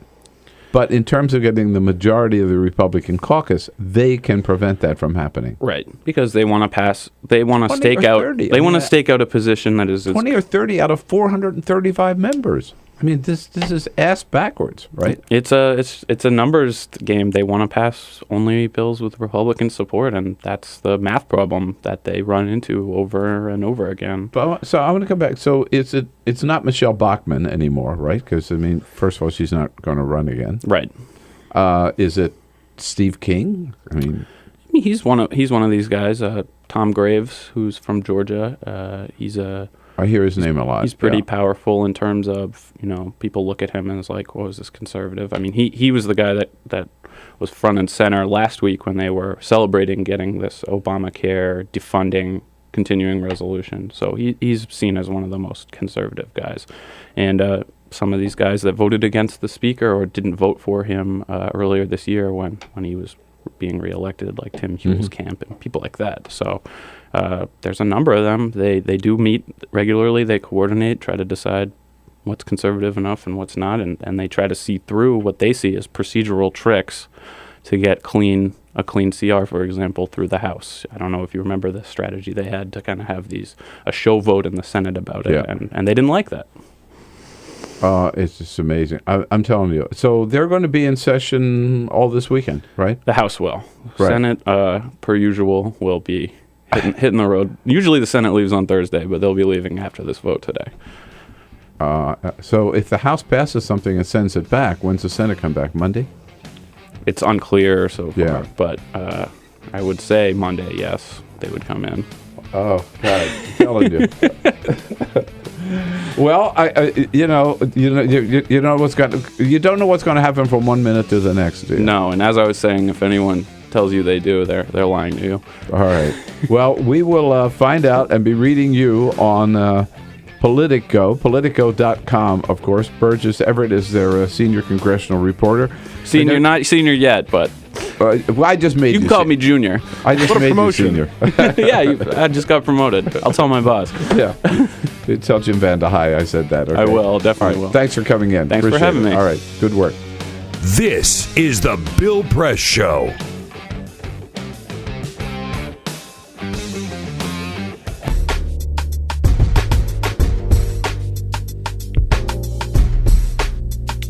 Hey, good morning, everybody. What do you say? This is Bill Press here. We'll be back to today's broadcast with all of our great guests in just a moment here. But first, just a word about Free Speech TV. You know, I started my nationally syndicated radio show in 2005, almost 8 years ago now. And I've also done, think about it, this is my 5th national television show on CNN. I was co-host of Crossfire. I was co-host of The Spin Room. On MSNBC, I was co-host of Buchanan and Press for several years. On Current TV, did a show called Full Court Press, and now the Bill Press Show on Free Speech TV. And I've got to tell you, in all that time, with all those different networks, all those different shows, I never felt as at home and as comfortable and as good about what I'm doing as I do right now on Free Speech TV. I'm so glad to be part of this great network that brings you people like Tom Hartman and Amy Goodman and David Pakman. So proud to join that lineup. But, you know, and this is the kind of media, the reason I feel so comfortable, because totally independent, totally free to talk about whatever you want to talk about. You get to get involved in the conversation. And that's the kind of broadcasting you'll find nowhere else. It's truly independent, truly transparent, truly truthful, speaking truth to power every day. And that's what we need in this country. But, of course, without any corporate money, without any political ads, without any government money, free speech depends on you to keep us going and to keep this great lineup coming to you every day. So we ask you, if you're already a supporter of free speech, to renew your sponsorship. If you're new to free speech like I am, then join us any way you can. Go to 877-378-8669 and send us whatever support you can. Be as generous as you can. Or you can go to freespeech.org as a little incentive for joining us. Here are a couple of things to consider. If you can give $120 a year, that's just $10 a month, you'll get a signed copy of my book, Toxic Talk, all about right-wing talk radio, who they are, how bad they are, and what the left has to do to get back into talk radio. For $240 a year, that's $20 a month, get a copy of Toxic Talk and a copy of my favorite book that I wrote, How the Republicans Stole Religion. They think they have a monopoly on God, and they don't, because God was a liberal, we know that. And if you can do $360 a year, that's $30 a month. These two books, plus a copy of my latest book, The Obama Hate Machine, all about the Koch brothers and the billions of dollars that they spend to try to defeat anything that Barack Obama stands for. So we need your help. We ask for your help because we want to continue this great broadcasting again. You can join us by phone at 877-378-8669 and send your pledge, or go on freespeech.org. Be as generous as you can. We'll keep coming to you every day, and thank you.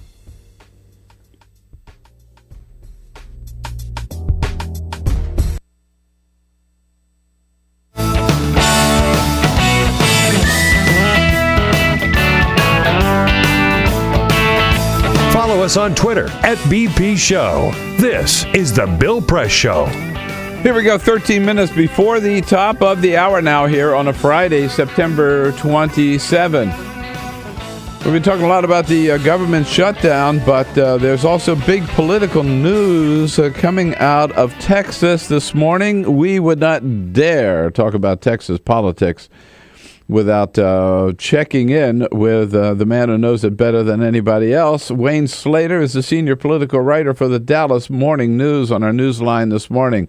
Hello, Wayne. How are you?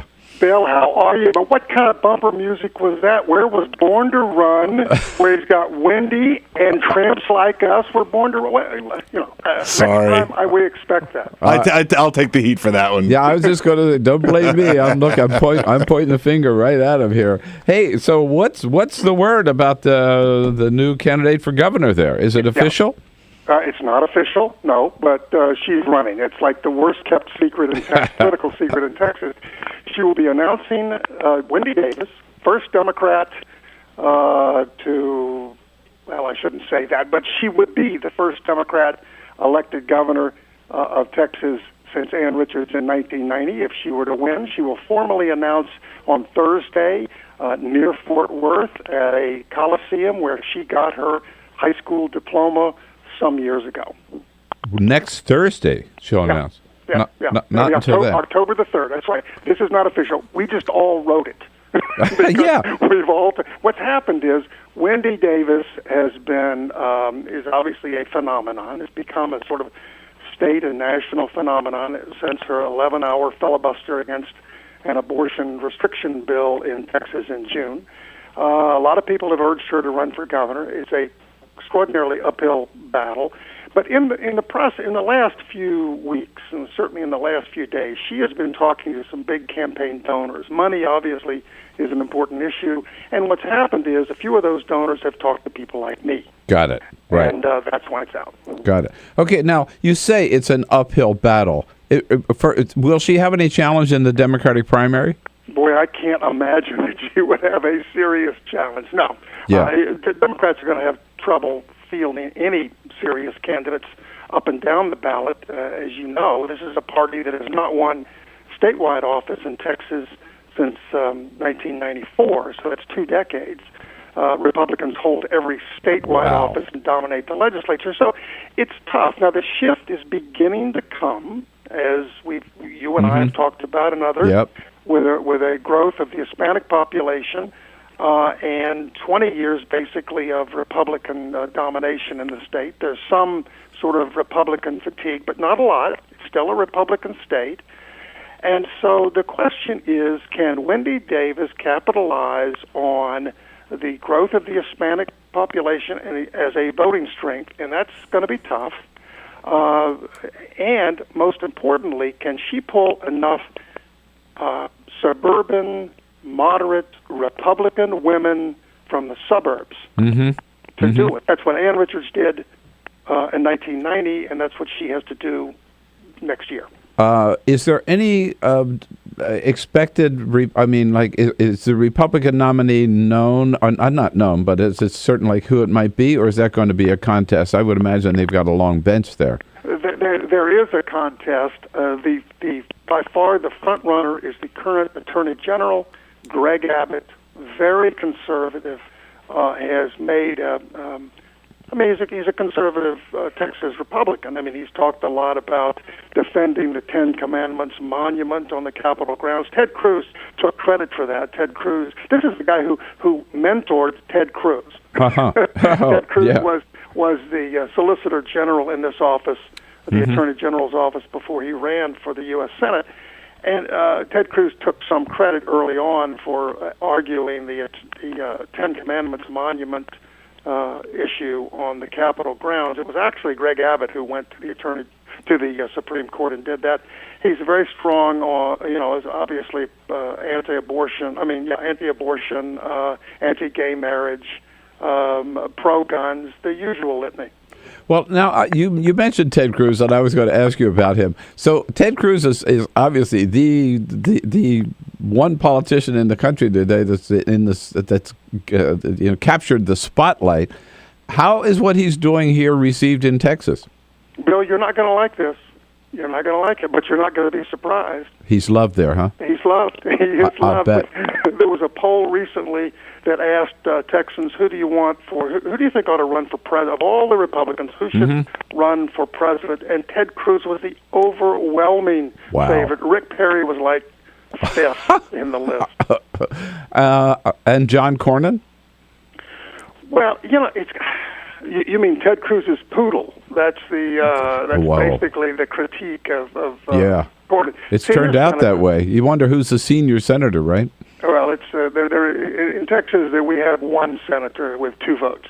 That didn't happen in this case. Cornyn did split from Cruz on the tactic of the filibuster, but Cornyn is a very well-respected conservative Republican. I think most Texans recognize his position in the leadership, but he's a fairly colorless guy, very solid, and again, well-regarded in Texas, although the fact, and I just saw something this morning, the fact that he has sort of parted ways along with Mitch McConnell and, frankly, much of the rest of the Republican most of the rest of the Republican members of the Senate from Cruz on the tactic of the filibuster has caused some consternation among the Tea Party, and there's threats that Cornyn will get an opponent next year, and maybe we'll see.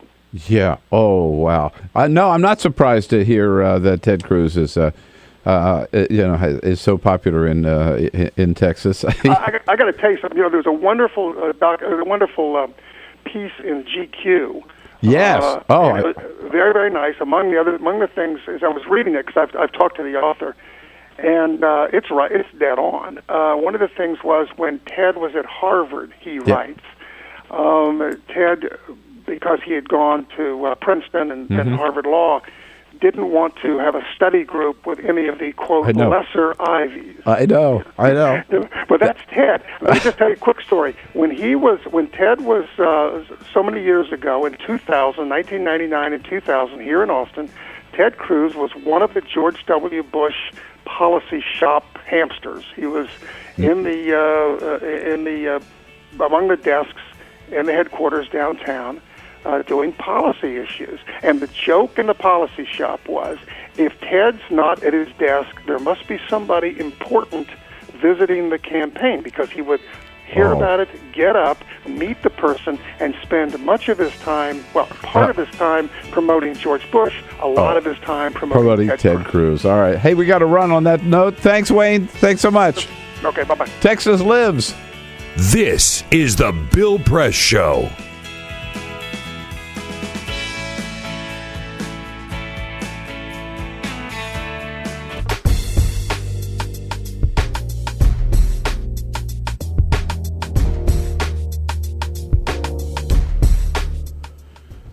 Okay, friends and neighbors, another hour coming up, as you know, but we're going to lose you on Free Speech TV. So if you want to continue watching as well as listening to the program, go to TawkrTV, youtube.com/TawkrTV. A couple of good reasons for doing so. Clinton Yates, columnist for the Washington Post. He's a real barn burner. He's going to be here with us in studio as a friend of Bill. We'll be joined by Congressman Paul Tonko of New York, who will tell us whether or not there's going to be a government shutdown.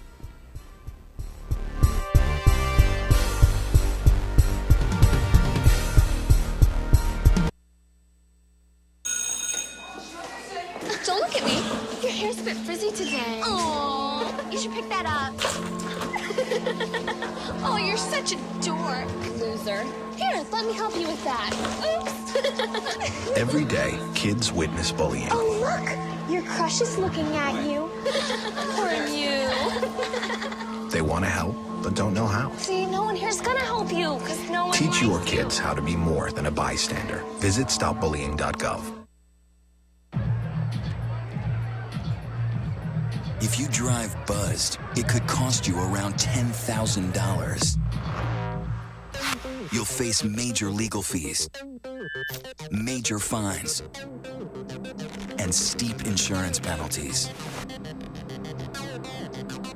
You could lose everything. Nothing kills a buzz like getting pulled over for buzz driving, because buzz driving is drunk driving.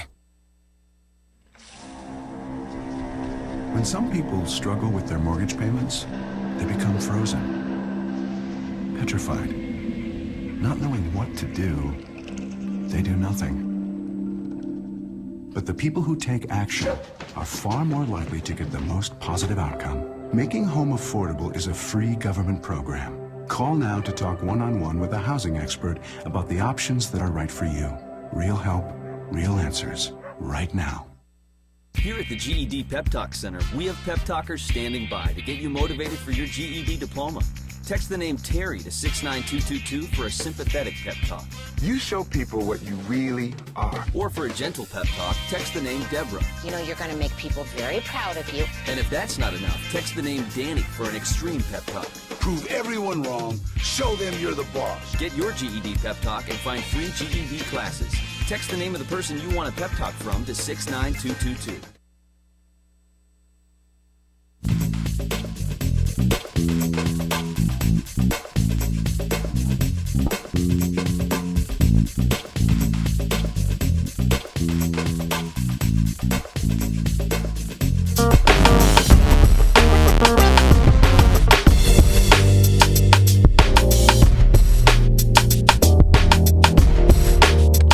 All right, President Obama and the Vice President get the daily briefing today at 10:30, and then at 11:30, the President will be holding a meeting in the Oval Office with the Prime Minister of India, Prime Minister Singh. Clinton Yates, columnist for the Washington Post, here is a friend of Bill in the next hour. So that's one good reason for hanging around. This is the Bill Press Show.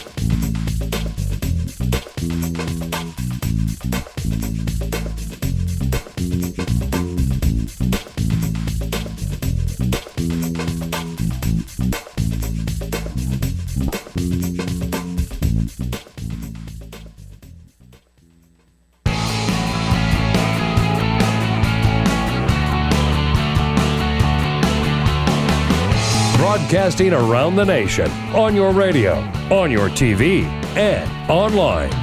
This is the Bill Press Show. All right, here we go. The weekend from hell starting up right now. Yeah, this will determine whether or not there's still a government open come Tuesday morning. Good morning, everybody. Great to see you on this Friday morning, September 22nd. It is the Bill Press Show. We are coming to you live on your local Progressive Talks radio station, wherever you happen to be in this great land of ours. We're there with you on the radio and on the video stream at TawkrTV. That's our new thing, youtube.com/Talker, and you know how to spell Talker, TawkrTV. TawkrTV. Thank you for being with us, whether you're listening or watching, and we look forward to hearing from you what you think about the big issues of the day and what you think about this looming government shutdown and whether maybe they're going to avoid a shutdown, or maybe President Obama, should he just compromise and give the Republicans what they want to keep the government open? 866-55-PRESS is our toll-free number.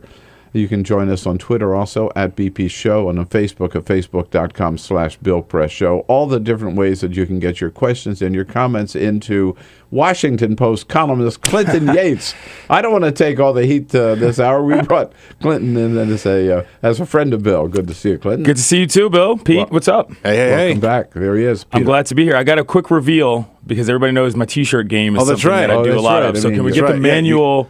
Let me let me dig into our sound effects. I'm going to take off my earpiece here just so I can show you. Oh, is that right? Okay. All right. Oh, look at this. Whoa. All right. So what do we got? For those of you watching, you can see that where I went to was Portland, Maine. Portland, look at that. Nice. Sea Dogs is the T-shirt I'm wearing right now. Love me some minor league baseball. Nice. You know, this is a quick sidebar. You're really into minor league baseball. I am really into minor league baseball, but they weren't playing. So we had to go to the stadium, which happened to be across the street from where we were staying, and we had to get them to open up the gift shop just so I could buy a T-shirt and my lady could get a hat. So nice. That was fun. So, but yeah, the Portland's Sea Dogs. great. A buddy of mine is the sportscaster up there, so we went to see him, and it was a fun trip. So yeah, all right, very cool. And the Portland Sea Dogs, are they like doing well? Are they a pretty good team? Or?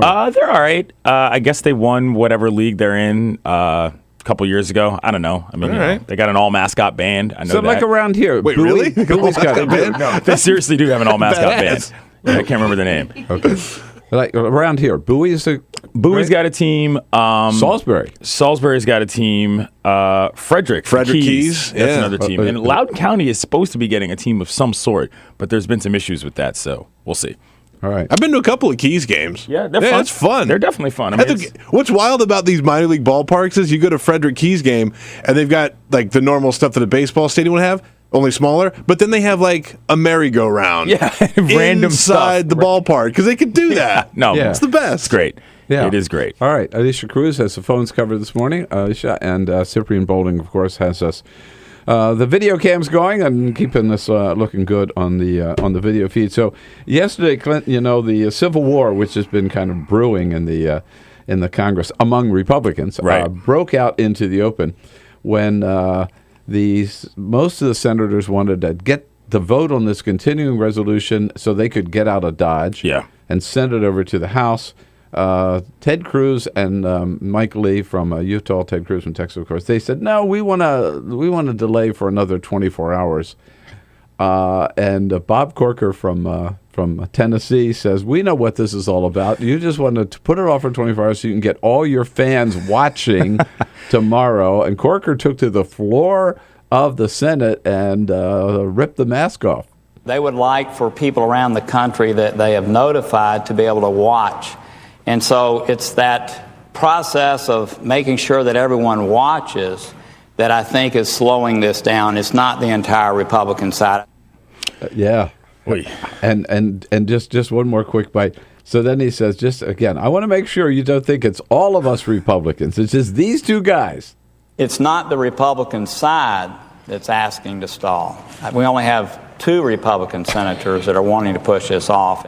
Yeah, people I've talked to have said that cover the Congress, they've never seen anything like this. Really? Just called them out. Well, this is what I wonder about this because, between all of the, being up all night, reading your kids, green eggs and ham, what is the end game here for Cruz? I mean, I'm not sure that I understand what he's really going for with all of this. And that's one of the things where, it's one thing to sort of disagree. It's another thing to believe that there's too much spending. But it just seems that the level of theatrics is so high that there's some other, it looks like, I think what's being said here, it's for publicity. And I guess maybe I'm not as involved on the day-to-day basis, of what happens on the Hill to really know this, but to me, I'm just like, this looks like it is going nowhere other than to get your name in the press, and apparently it's working. But you know where it's going for Ted Cruz?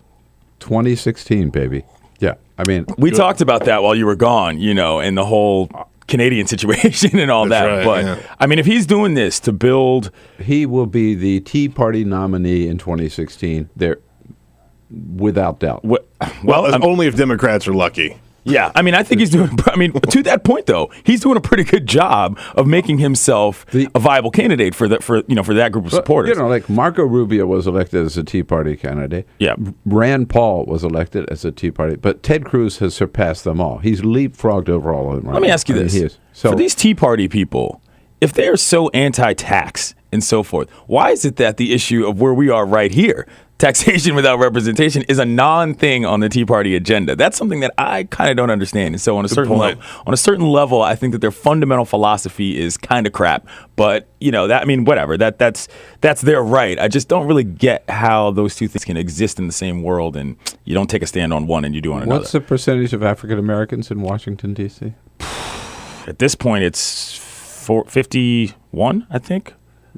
That may be your answer. I mean, exactly. You know what I mean? And so to me, it's kind of like, really, let's be real. All right, let's talk more about the shutdown and the Tea Party and where it's coming. And I also want to ask you about the Navy Yard, too. I haven't seen you since that tragedy here in Washington, D.C. But first, we got to let Peter get the big headlines in. Full court press. Just a couple of other stories going on. If you think it's getting a little warm in here, you might be right. The UN has released one of the most comprehensive looks at climate change around the world, and the data is shocking. The world scientists have determined that it is, quote, extremely likely that humans have caused at least half of global warming activity.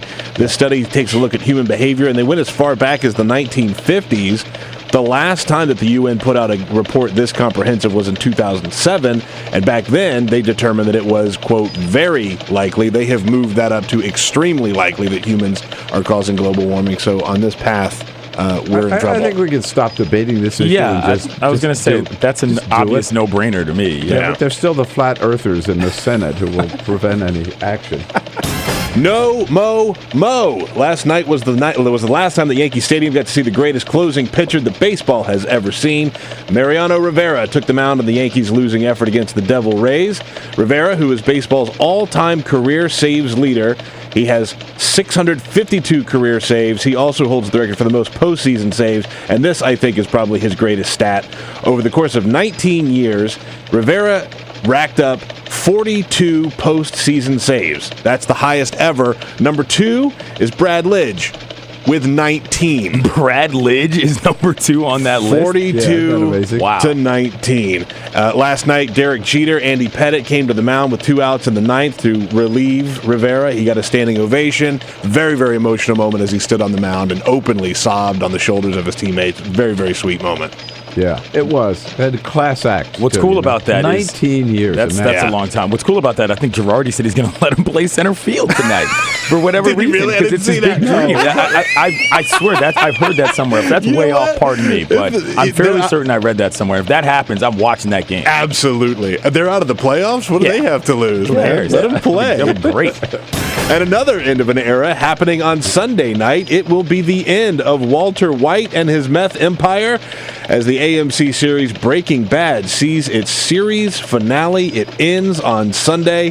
The final season so far has been amazing, and without any type of spoilers, all I can say is they've built up to quite the ending. AMC is expecting 8 million viewers for the event, and ads on the show, they're calling $250,000 per 30-second spot. on AMC. On AMC. Which is big time money. I'm sure they've never We'll had see that how kind it of money ends. before, right? Yeah. So are they just pulling the plug on this? They were still getting pretty good. No, I know what happened. When that show was created, and mind you, I haven't watched a second of Breaking Bad in my life. It's one of those things that I'm waiting to end before I jump into it. When they wrote that show, they wrote all the seasons before they ever aired any of it. So they didn't have that problem of where if you get good ratings, suddenly you've got to change the storyline in order to get things better in order to continue the show. They wrote it all, and now it's coming to an end. So it was a complete story. I watched the first, I think, 3 seasons or so, and then I just dropped off for whatever reason. And the last couple of months and weeks, I've spent crashing just to build up to catch the finale. So I've watched like 3 seasons in like a month and a half, and I think it's aged me by like 20 years. Seriously, it is harrowing. Very, very good show, though. All right, there we go. Thank you, Peter. Yes, indeed. So, Clinton, you mentioned you were up in Portland, Maine. You were out of town during the Navy Yard. I was. I mean, it was pretty eerie and scary. I mean, here we were, and it was a Monday morning, and we were just finishing the show when word broke that there's a shooting at the Navy Yard, which is 6 blocks from here, right? Definitely. And so what was it like, you who cover Washington, not to be here, number one, and number two, are you surprised that this seems to have fallen off the map? Well, the second one I'll answer second, but I was actually, you know where I was? I was on my way to Portland, and I was in Newport, Rhode Island. And bizarrely, that had turned out to be part of the story sort of later, because that was where he was at a hotel and said he had heard voices. And so he went to the VA hospital. Yes, there was some spookiness there sort of personally. But what it was, the reason why it was most strange is because we had gone through Connecticut, and you saw a lot of stuff. You saw a lot of Sandy Hook sort of memorial stuff. You still see a lot of people wearing Boston Strong shirts. And so when this happened, I remember I used to think that the Boston Strong thing was kind of gimmicky and a little strange, and I didn't really understand it. But by the time this happened, you're sort of watching on TV, and it's, at this point in the country, everybody has a go-to sort of set of feelings when these mass shootings happen.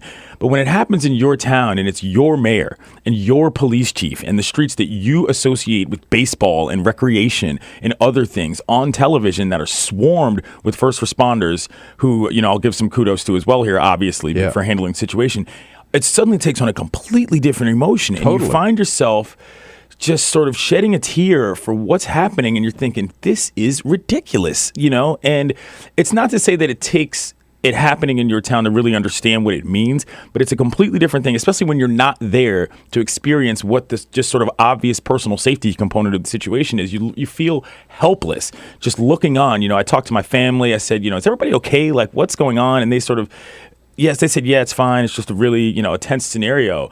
And it was one of the most sort of bizarre out-of-body feelings I've ever had, not just as a journalist, but as a native and someone that lives here. It was very, very disheartening. But to your second point, I think the reason why people have forgotten about it effectively is, quite frankly, for the same reason that people thought it was so strange, is that this is the district. There are so many other things happening here on a national level, frankly on an international level, and a local level, that it allowed people to just take it out of their minds, because every time they look at the city, they think, frankly, of something other than, the Navy Yard is not like a high-profile place by any stretch of the imagination. Right. And so even when something so tragic happens, I still think it's difficult for people to process that, this is not normal, not remotely.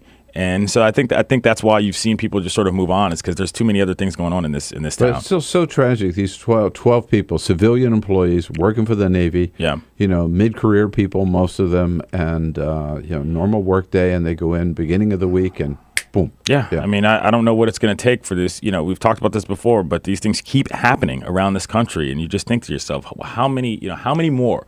How many more has to go on before we really decide we've got to change something about the culture of violence in America? Now, living here in the district, impacted by the Navy Yard, the people in this region will be most impacted if there is a government shutdown, too. Yeah. Correct? Definitely. How do you gauge that? There's the federal employee scenario. There's the essential, non-essential, or what is it, acceptable or non-acceptable, whatever the essential, non-essential. is what it is. How would you always be classified as non-essential? That's weird enough as it is to me. But the other component here is that because of the way the appropriations work, the district technically is legally bound to shut down if this happens. And God bless Vincent Gray and Councilmember David Grasso, who have sort of led the charge on this, which they're saying, you know what? Office of Management or Budget, we're not doing it. We refuse to. There's no reason that trash should be piling up in this city.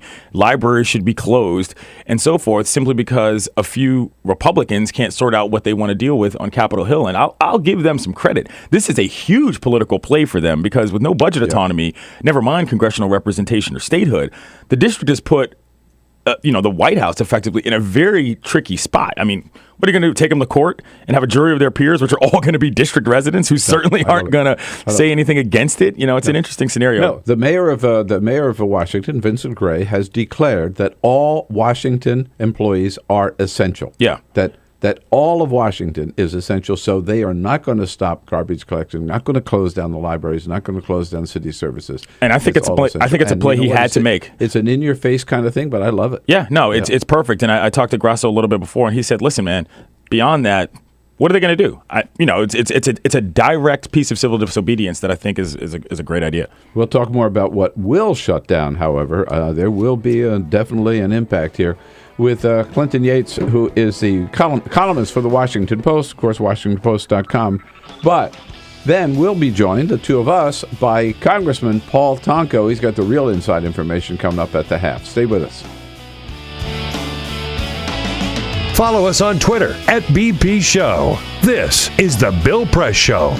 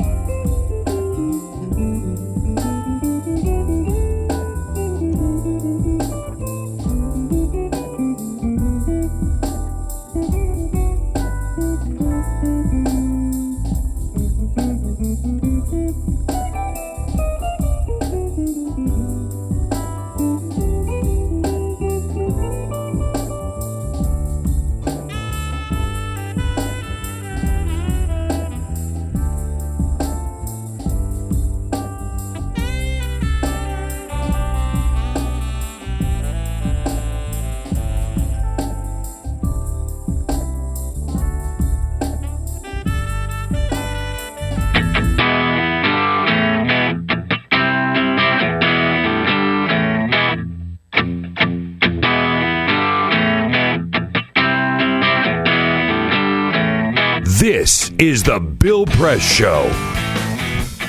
Here we go. Where is that microphone? Right here. 26 minutes after the hour now, with Clinton Yates from the Washington Post in studio with us, talking shutdown and other items in the news today. Good morning. Let's say a quick hello to Dan, calling from Chicago. Hey, Dan, what do you say? Good morning. Hello, Dan. I love your show. Listen pretty much every morning and thank you, during man. the week. I was just calling in to say I think that the service businesses like hair salons and restaurants and shoe shops and stuff like that, I think they should refuse to serve those Republican Congress members that are promoting the shutdown thing until they get their act together and get the government funded. That's an interesting strategy. I mean, again, another civil disobedience factor. Yeah, no, I like that. Well, but I'll tell you we'll have to ask Congressman Tonko about this. Here's my beef with the shutdown. Mm-hmm. I think this whole distinction between essential and non-essential is BS. Yeah. Right? I think if you're going to shut it down, baby, you shut it down. Yeah. Right now they're saying, okay, we're going to shut it down, but air traffic controllers are going to stay on the job. Right? Oh, no. They're part of the government. Shut it down. If that means no flights, if that means long delays.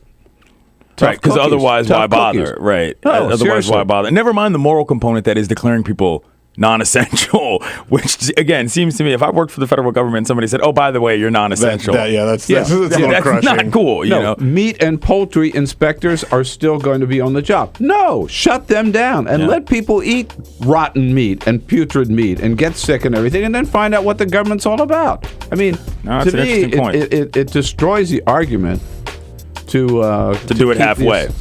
Even, I'd say, cops and firemen, send them home. Let your house burn down. Wow. Hell with it. Let's have a real shutdown. We're going to have a shutdown. This is the Bill Press Show. If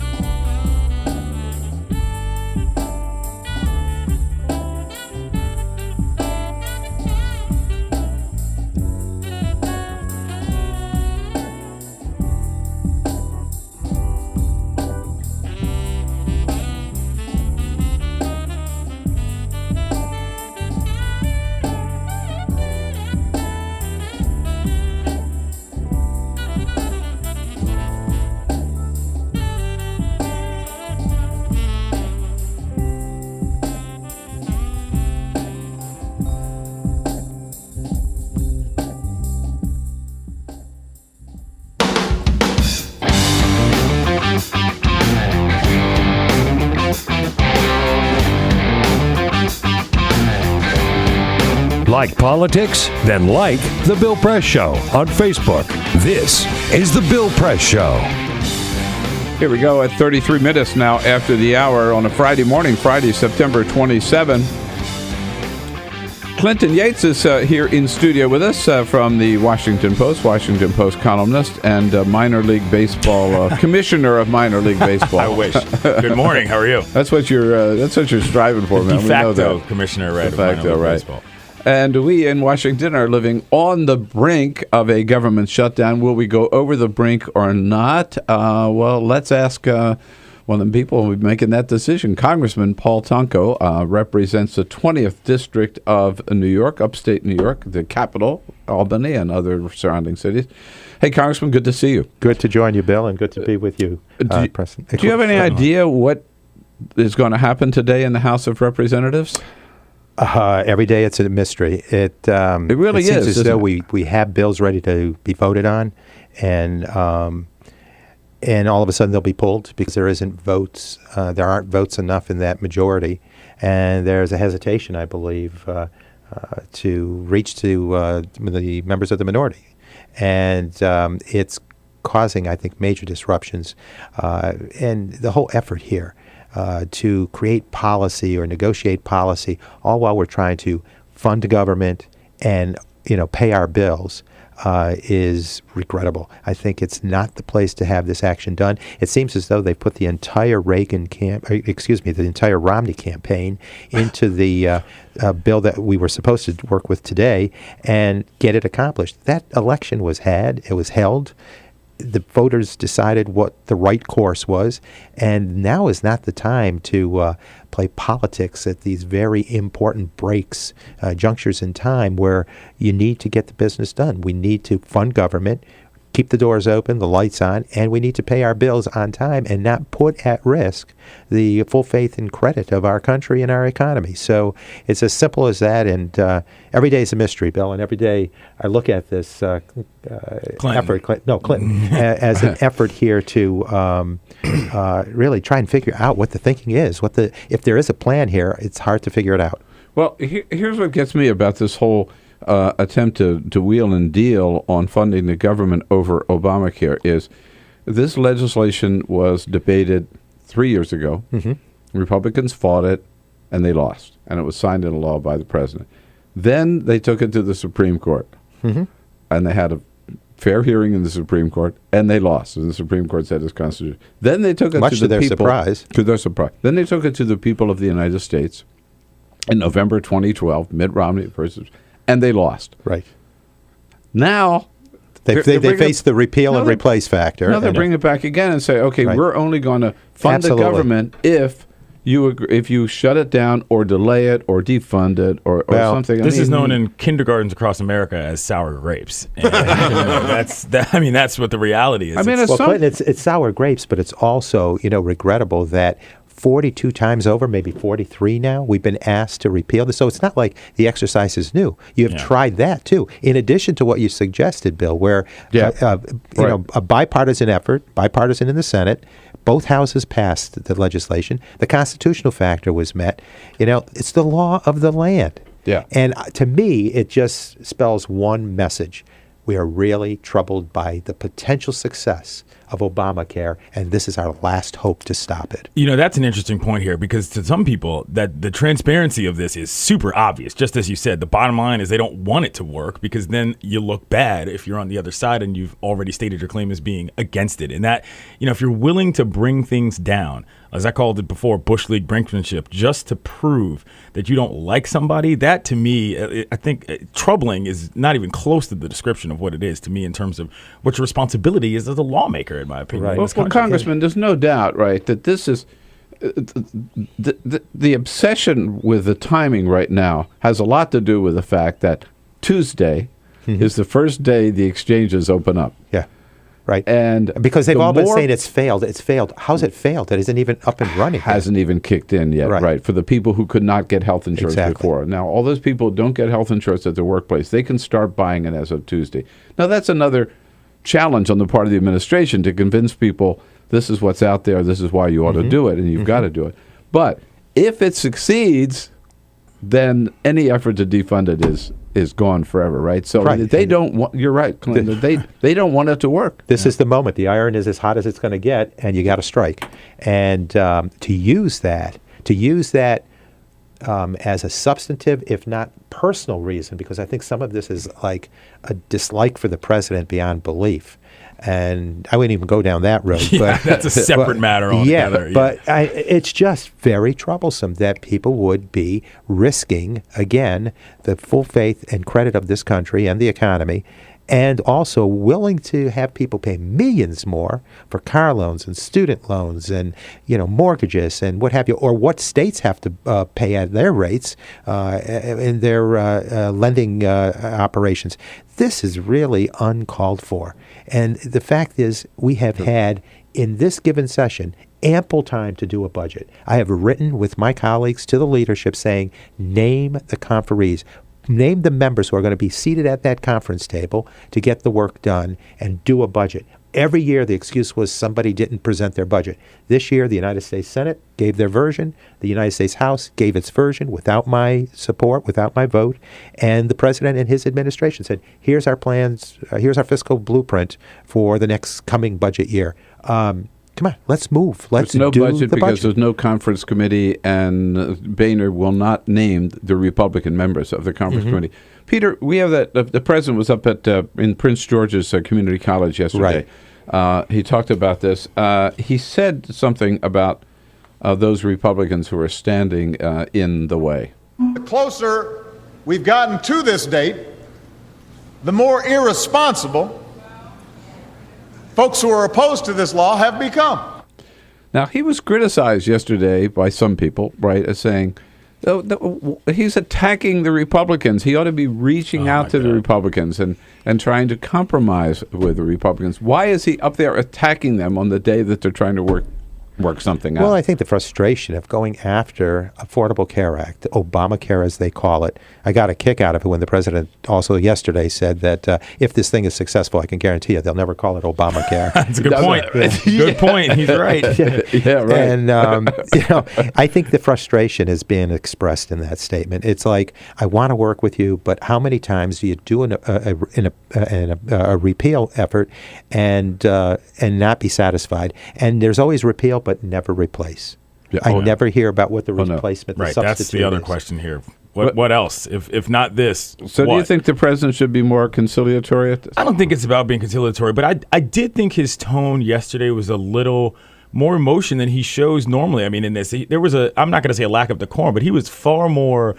I don't like using the word attack because I don't think that every single time you say that somebody's doing something wrong in your opinion, it qualifies as an attack. But when he randomly brought up that comment about I can't remember who it was who said that this was this was almost akin to slavery. There was some guy who made some comment having to do with freed slaves, and it was kind of a strange thing. I think his point there was, hey, if you're in opposition and you're putting yourself aligned with that guy, you really need to reconsider what you're doing altogether. But I think he showed a little frustration yesterday in a way that he hasn't in a long time over this, and that shows you how much it's wearing on him. But the president's position is that he will not negotiate on putting this country's full faith and credit on the line. I think that's a responsibility of the Congress, and the debt ceiling we have to pay. In other words, we've got to pay our bills. Right. Well, and Bill, you've got to do that, and I'm not going to accept any condition for doing that. I think he's right. Well, I think, Bill, it's also lessons learned because back in 2011 when this was done,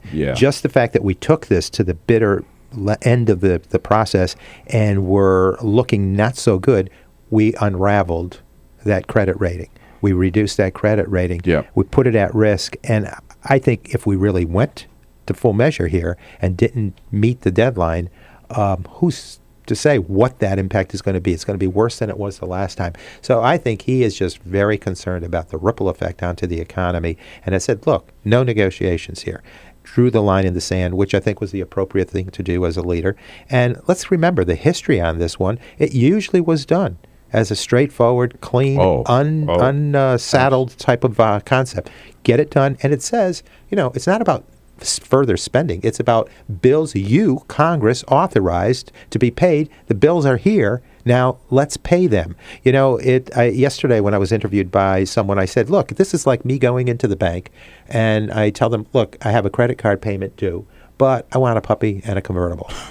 You know, and it's like exactly. It's I was thinking the same thing. It's sort of like saying, a good analogy. I know I'm going to pay my credit card, but I'll pay it if you throw in a new Cadillac or something. Then I'll and the puppy. And the puppy. I forget the puppy. Don't forget the puppy. Maybe a shotgun. Right. Just saying. So there it is. Well, how do we come out of this? Do we get out of this? We'll continue our conversation. You're welcome to join us here. Congressman Paul Tonko from New York and Clinton Yates from the Washington Post here on the Bill Press Show this Friday morning. This is the Bill Press Show.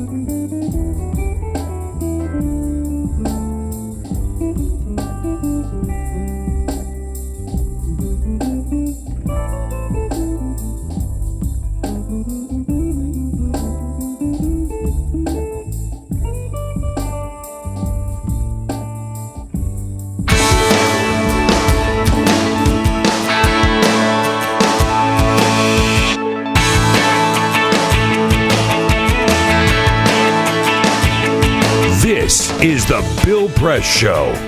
All right, now 13 minutes before the top of the hour, Congressman Paul Tonko from New York State, 20th Congressional District. Here for the long weekend, Clinton Yates will be watching from the sidelines from the Washington Post. Good morning, everybody. Congressman, there's a headline in the Washington Post this morning. GOP hardliners blocked the strategy. So yesterday, John Boehner went to his caucus and said, "No, I've got a plan here now. We can keep the government running, and then we'll have this battle over Obamacare when we get to October 17 and the debt ceiling." And the hardliners rejected that. How many hardliners are there? The number varies. I would think there's probably a block of about 30 to 40, but they have an impact on several others with with the rigidity that they bear and with the threats of primaries. So with deep I pockets. just want to follow up on that. So 30, let's say 30, 40 out of 435, and they're running the show. Yeah, it's the tail wagging the dog. It is the tail wagging the dog. Now, the other option, though, John Boehner could put that clean resolution that comes from when it comes from the Senate in front of the entire House. Right, but would it pass? I would imagine it would pass, and but see, he won't do that, right? Because then he would lose his job. Right. I think that's the stress factor here. And we were supposed to have a debt ceiling vote, and they're loading everything in from the Romney campaign. As I stated earlier, it's like everything they supported, repeal Obamacare, the Keystone Pipeline, pay China first, reductions in Dodd-Frank, a number of things. It is not the place to do that. It's just, it's like... It's extortion. Senator McCain yesterday, to his credit, Senator McCain yesterday said, hey, there are these consequences from elections. And when, he says, I was out there, I was at every stop, a number of stops rather, they're talking about repeal and replace. We didn't win. Yeah. So the thing is, the consequence of the election is we didn't win. So let me ask you this. What does this weekend mean for you? I mean, what are you doing all weekend? Bill called it the weekend from hell. Tuesday is the deadline. What does this mean for you just as a guy? What are you doing all weekend? For me, Clinton, it's like, every weekend I'm home in the district. I'm 400 miles away. I'm home every weekend and work the district appearances as strong as I can. I love this town. I love Washington for all that it has to offer. And so a weekend for me where we're in this question mystery zone is to try and hit all the wonderful offerings it has, and perhaps go see the exhibit on Camelot at the museum. And but you're not going to be working. Well, I'll be working, but if there's wait time where they have to have their caucus and do their slug out, I'm going to try and take advantage of some of those moments too. Very well. All right. Because we know what has to be done. We know where we're coming from, and we're waiting for them. It's their move. You're just, in other words, the Democrats are just sitting around waiting for them to get their Well, we'll be caucusing too, together. And I will attend every caucus that we have scheduled. But they may go for hours trying to get this slugfest worked out within their ranks and go forward. But the clock is ticking, and we have very little time to resolve this. What do you hear from your people in your district? Well, the people are frustrated with the process. I said, I can tell you, come into the process, you'll be even more frustrated because you know too much. Tell me about it. And you see the weaknesses that people are willing to rely on. People, to me, they say, look, we pay our bills. We pay them on time. We want our country to do the same thing. We want our government to be funded. Sounds reasonable to me. Yeah. Let's say a quick hello to Will is out in Berkeley, California, listening on 960 AM. Hey, Will, good morning. Hey, how's it going? All right, great. The reason why I'm calling, I just want to say that I'm glad the president finally came out and fought back and called them the liars that they are. I've been waiting forever for him to finally come forward and not be afraid to say it. I think the American people need him to do stuff like that, to come forward and just tell everybody, what's going on, the fact that we can't get anything passed.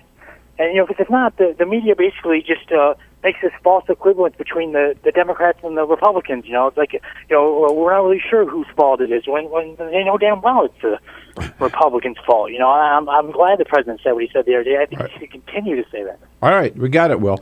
I would hope that if the government shuts down, that to follow up on that the president ought to get right on the address to the nation and say this government is shut down, and here are the people who shut it down, and just name them by name. Start with John Boehner, go right down the list. And Bill, I think also that'd be a bold move. Huh? Yeah, I said that'd be a bold move, but sorry, I didn't interrupt. No, that's okay, Clinton. Yeah. I have to throw this thought in. Just relying on a continuing resolution, kicking the can down the road, it doesn't. I mean, they're even talking about a week CR, a week-long CR, which is, just it's not the certainty that the public requires, that families require in this country, and certainly the business community, the small business community. And when we play this CR game, we resort to situations like sequestration, which is painful. It's a hidden attack on services and programs, on education, on Head Start. I saw these Head Start programs during my 5-week district work period. I went to these Head Start programs and wanted to know what was sequestration meaning to them. And 12 kids in one center were not going to be able to go to that program. Here, the social skills, cognitive skills, education skills for these kids are no longer going to be available, accessible. That is wrong. And that's why doing a budget here would have been the best thing. Now to have to resort to this CR situation, and even the best outcome here is still going to have sequestration probably impacting our country, which is just a terrible attack. Shameful. It is, isn't it? And but as Clinton pointed out earlier, Washington, D.C. is standing strong and saying we are all essential and we're not going to shut down. I love it. Well, we'll see what plays out over the weekend. When we come back Monday, we're getting way down to the wire there. Who knows? Congressman, thank you so much for coming in today. My pleasure. Let's get back to work and straighten it all out. Good to join you. Good to meet you, definitely. Always good to have you here, man. Hey, man, you know I love radio, Bill. Anytime you got time in between baseball games, you can come back in. It's not going to, off season is coming up. And I'll come back with a quick parting shot. This is the Bill Press Show.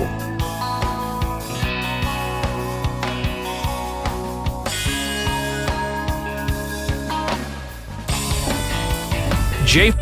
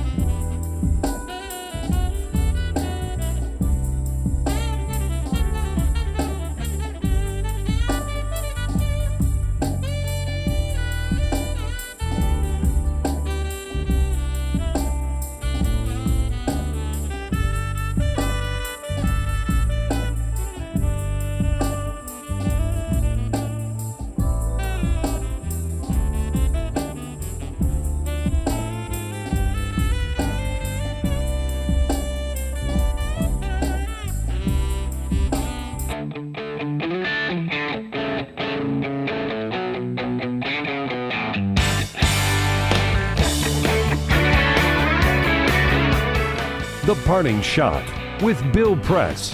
This is the Bill Press Show. Okay, look, it's too late to do anything about it, but if you think our system of justice is perfect, what about George Zimmerman? All right, here's what we know. Before he shot and killed Trayvon Martin, he was charged with assaulting a police officer and beating up his girlfriend. Then he shot and killed an unarmed Trayvon Martin and got away with it by claiming self-defense. Since then, he's been stopped twice on traffic violations, was arrested for allegedly threatening his wife and her father with a gun. And now his wife says she wants a divorce but can't find him to serve divorce papers. And get this, she now says she doubts that he was innocent in the Trayvon Martin case. But here's what I want to know. If everybody, include his soon-to-be ex-wife, knows that he's guilty, if everybody, including her, knows that he's a scumbag, how the hell did we get stuck with a jury, 7 jurors dumb enough to believe him and let him walk? It's a sad, sad commentary on our legal system. All right, folks, go out and have a great weekend. Hope the government doesn't shut down. We'll see you back here on Monday. This is the Bill Press Show.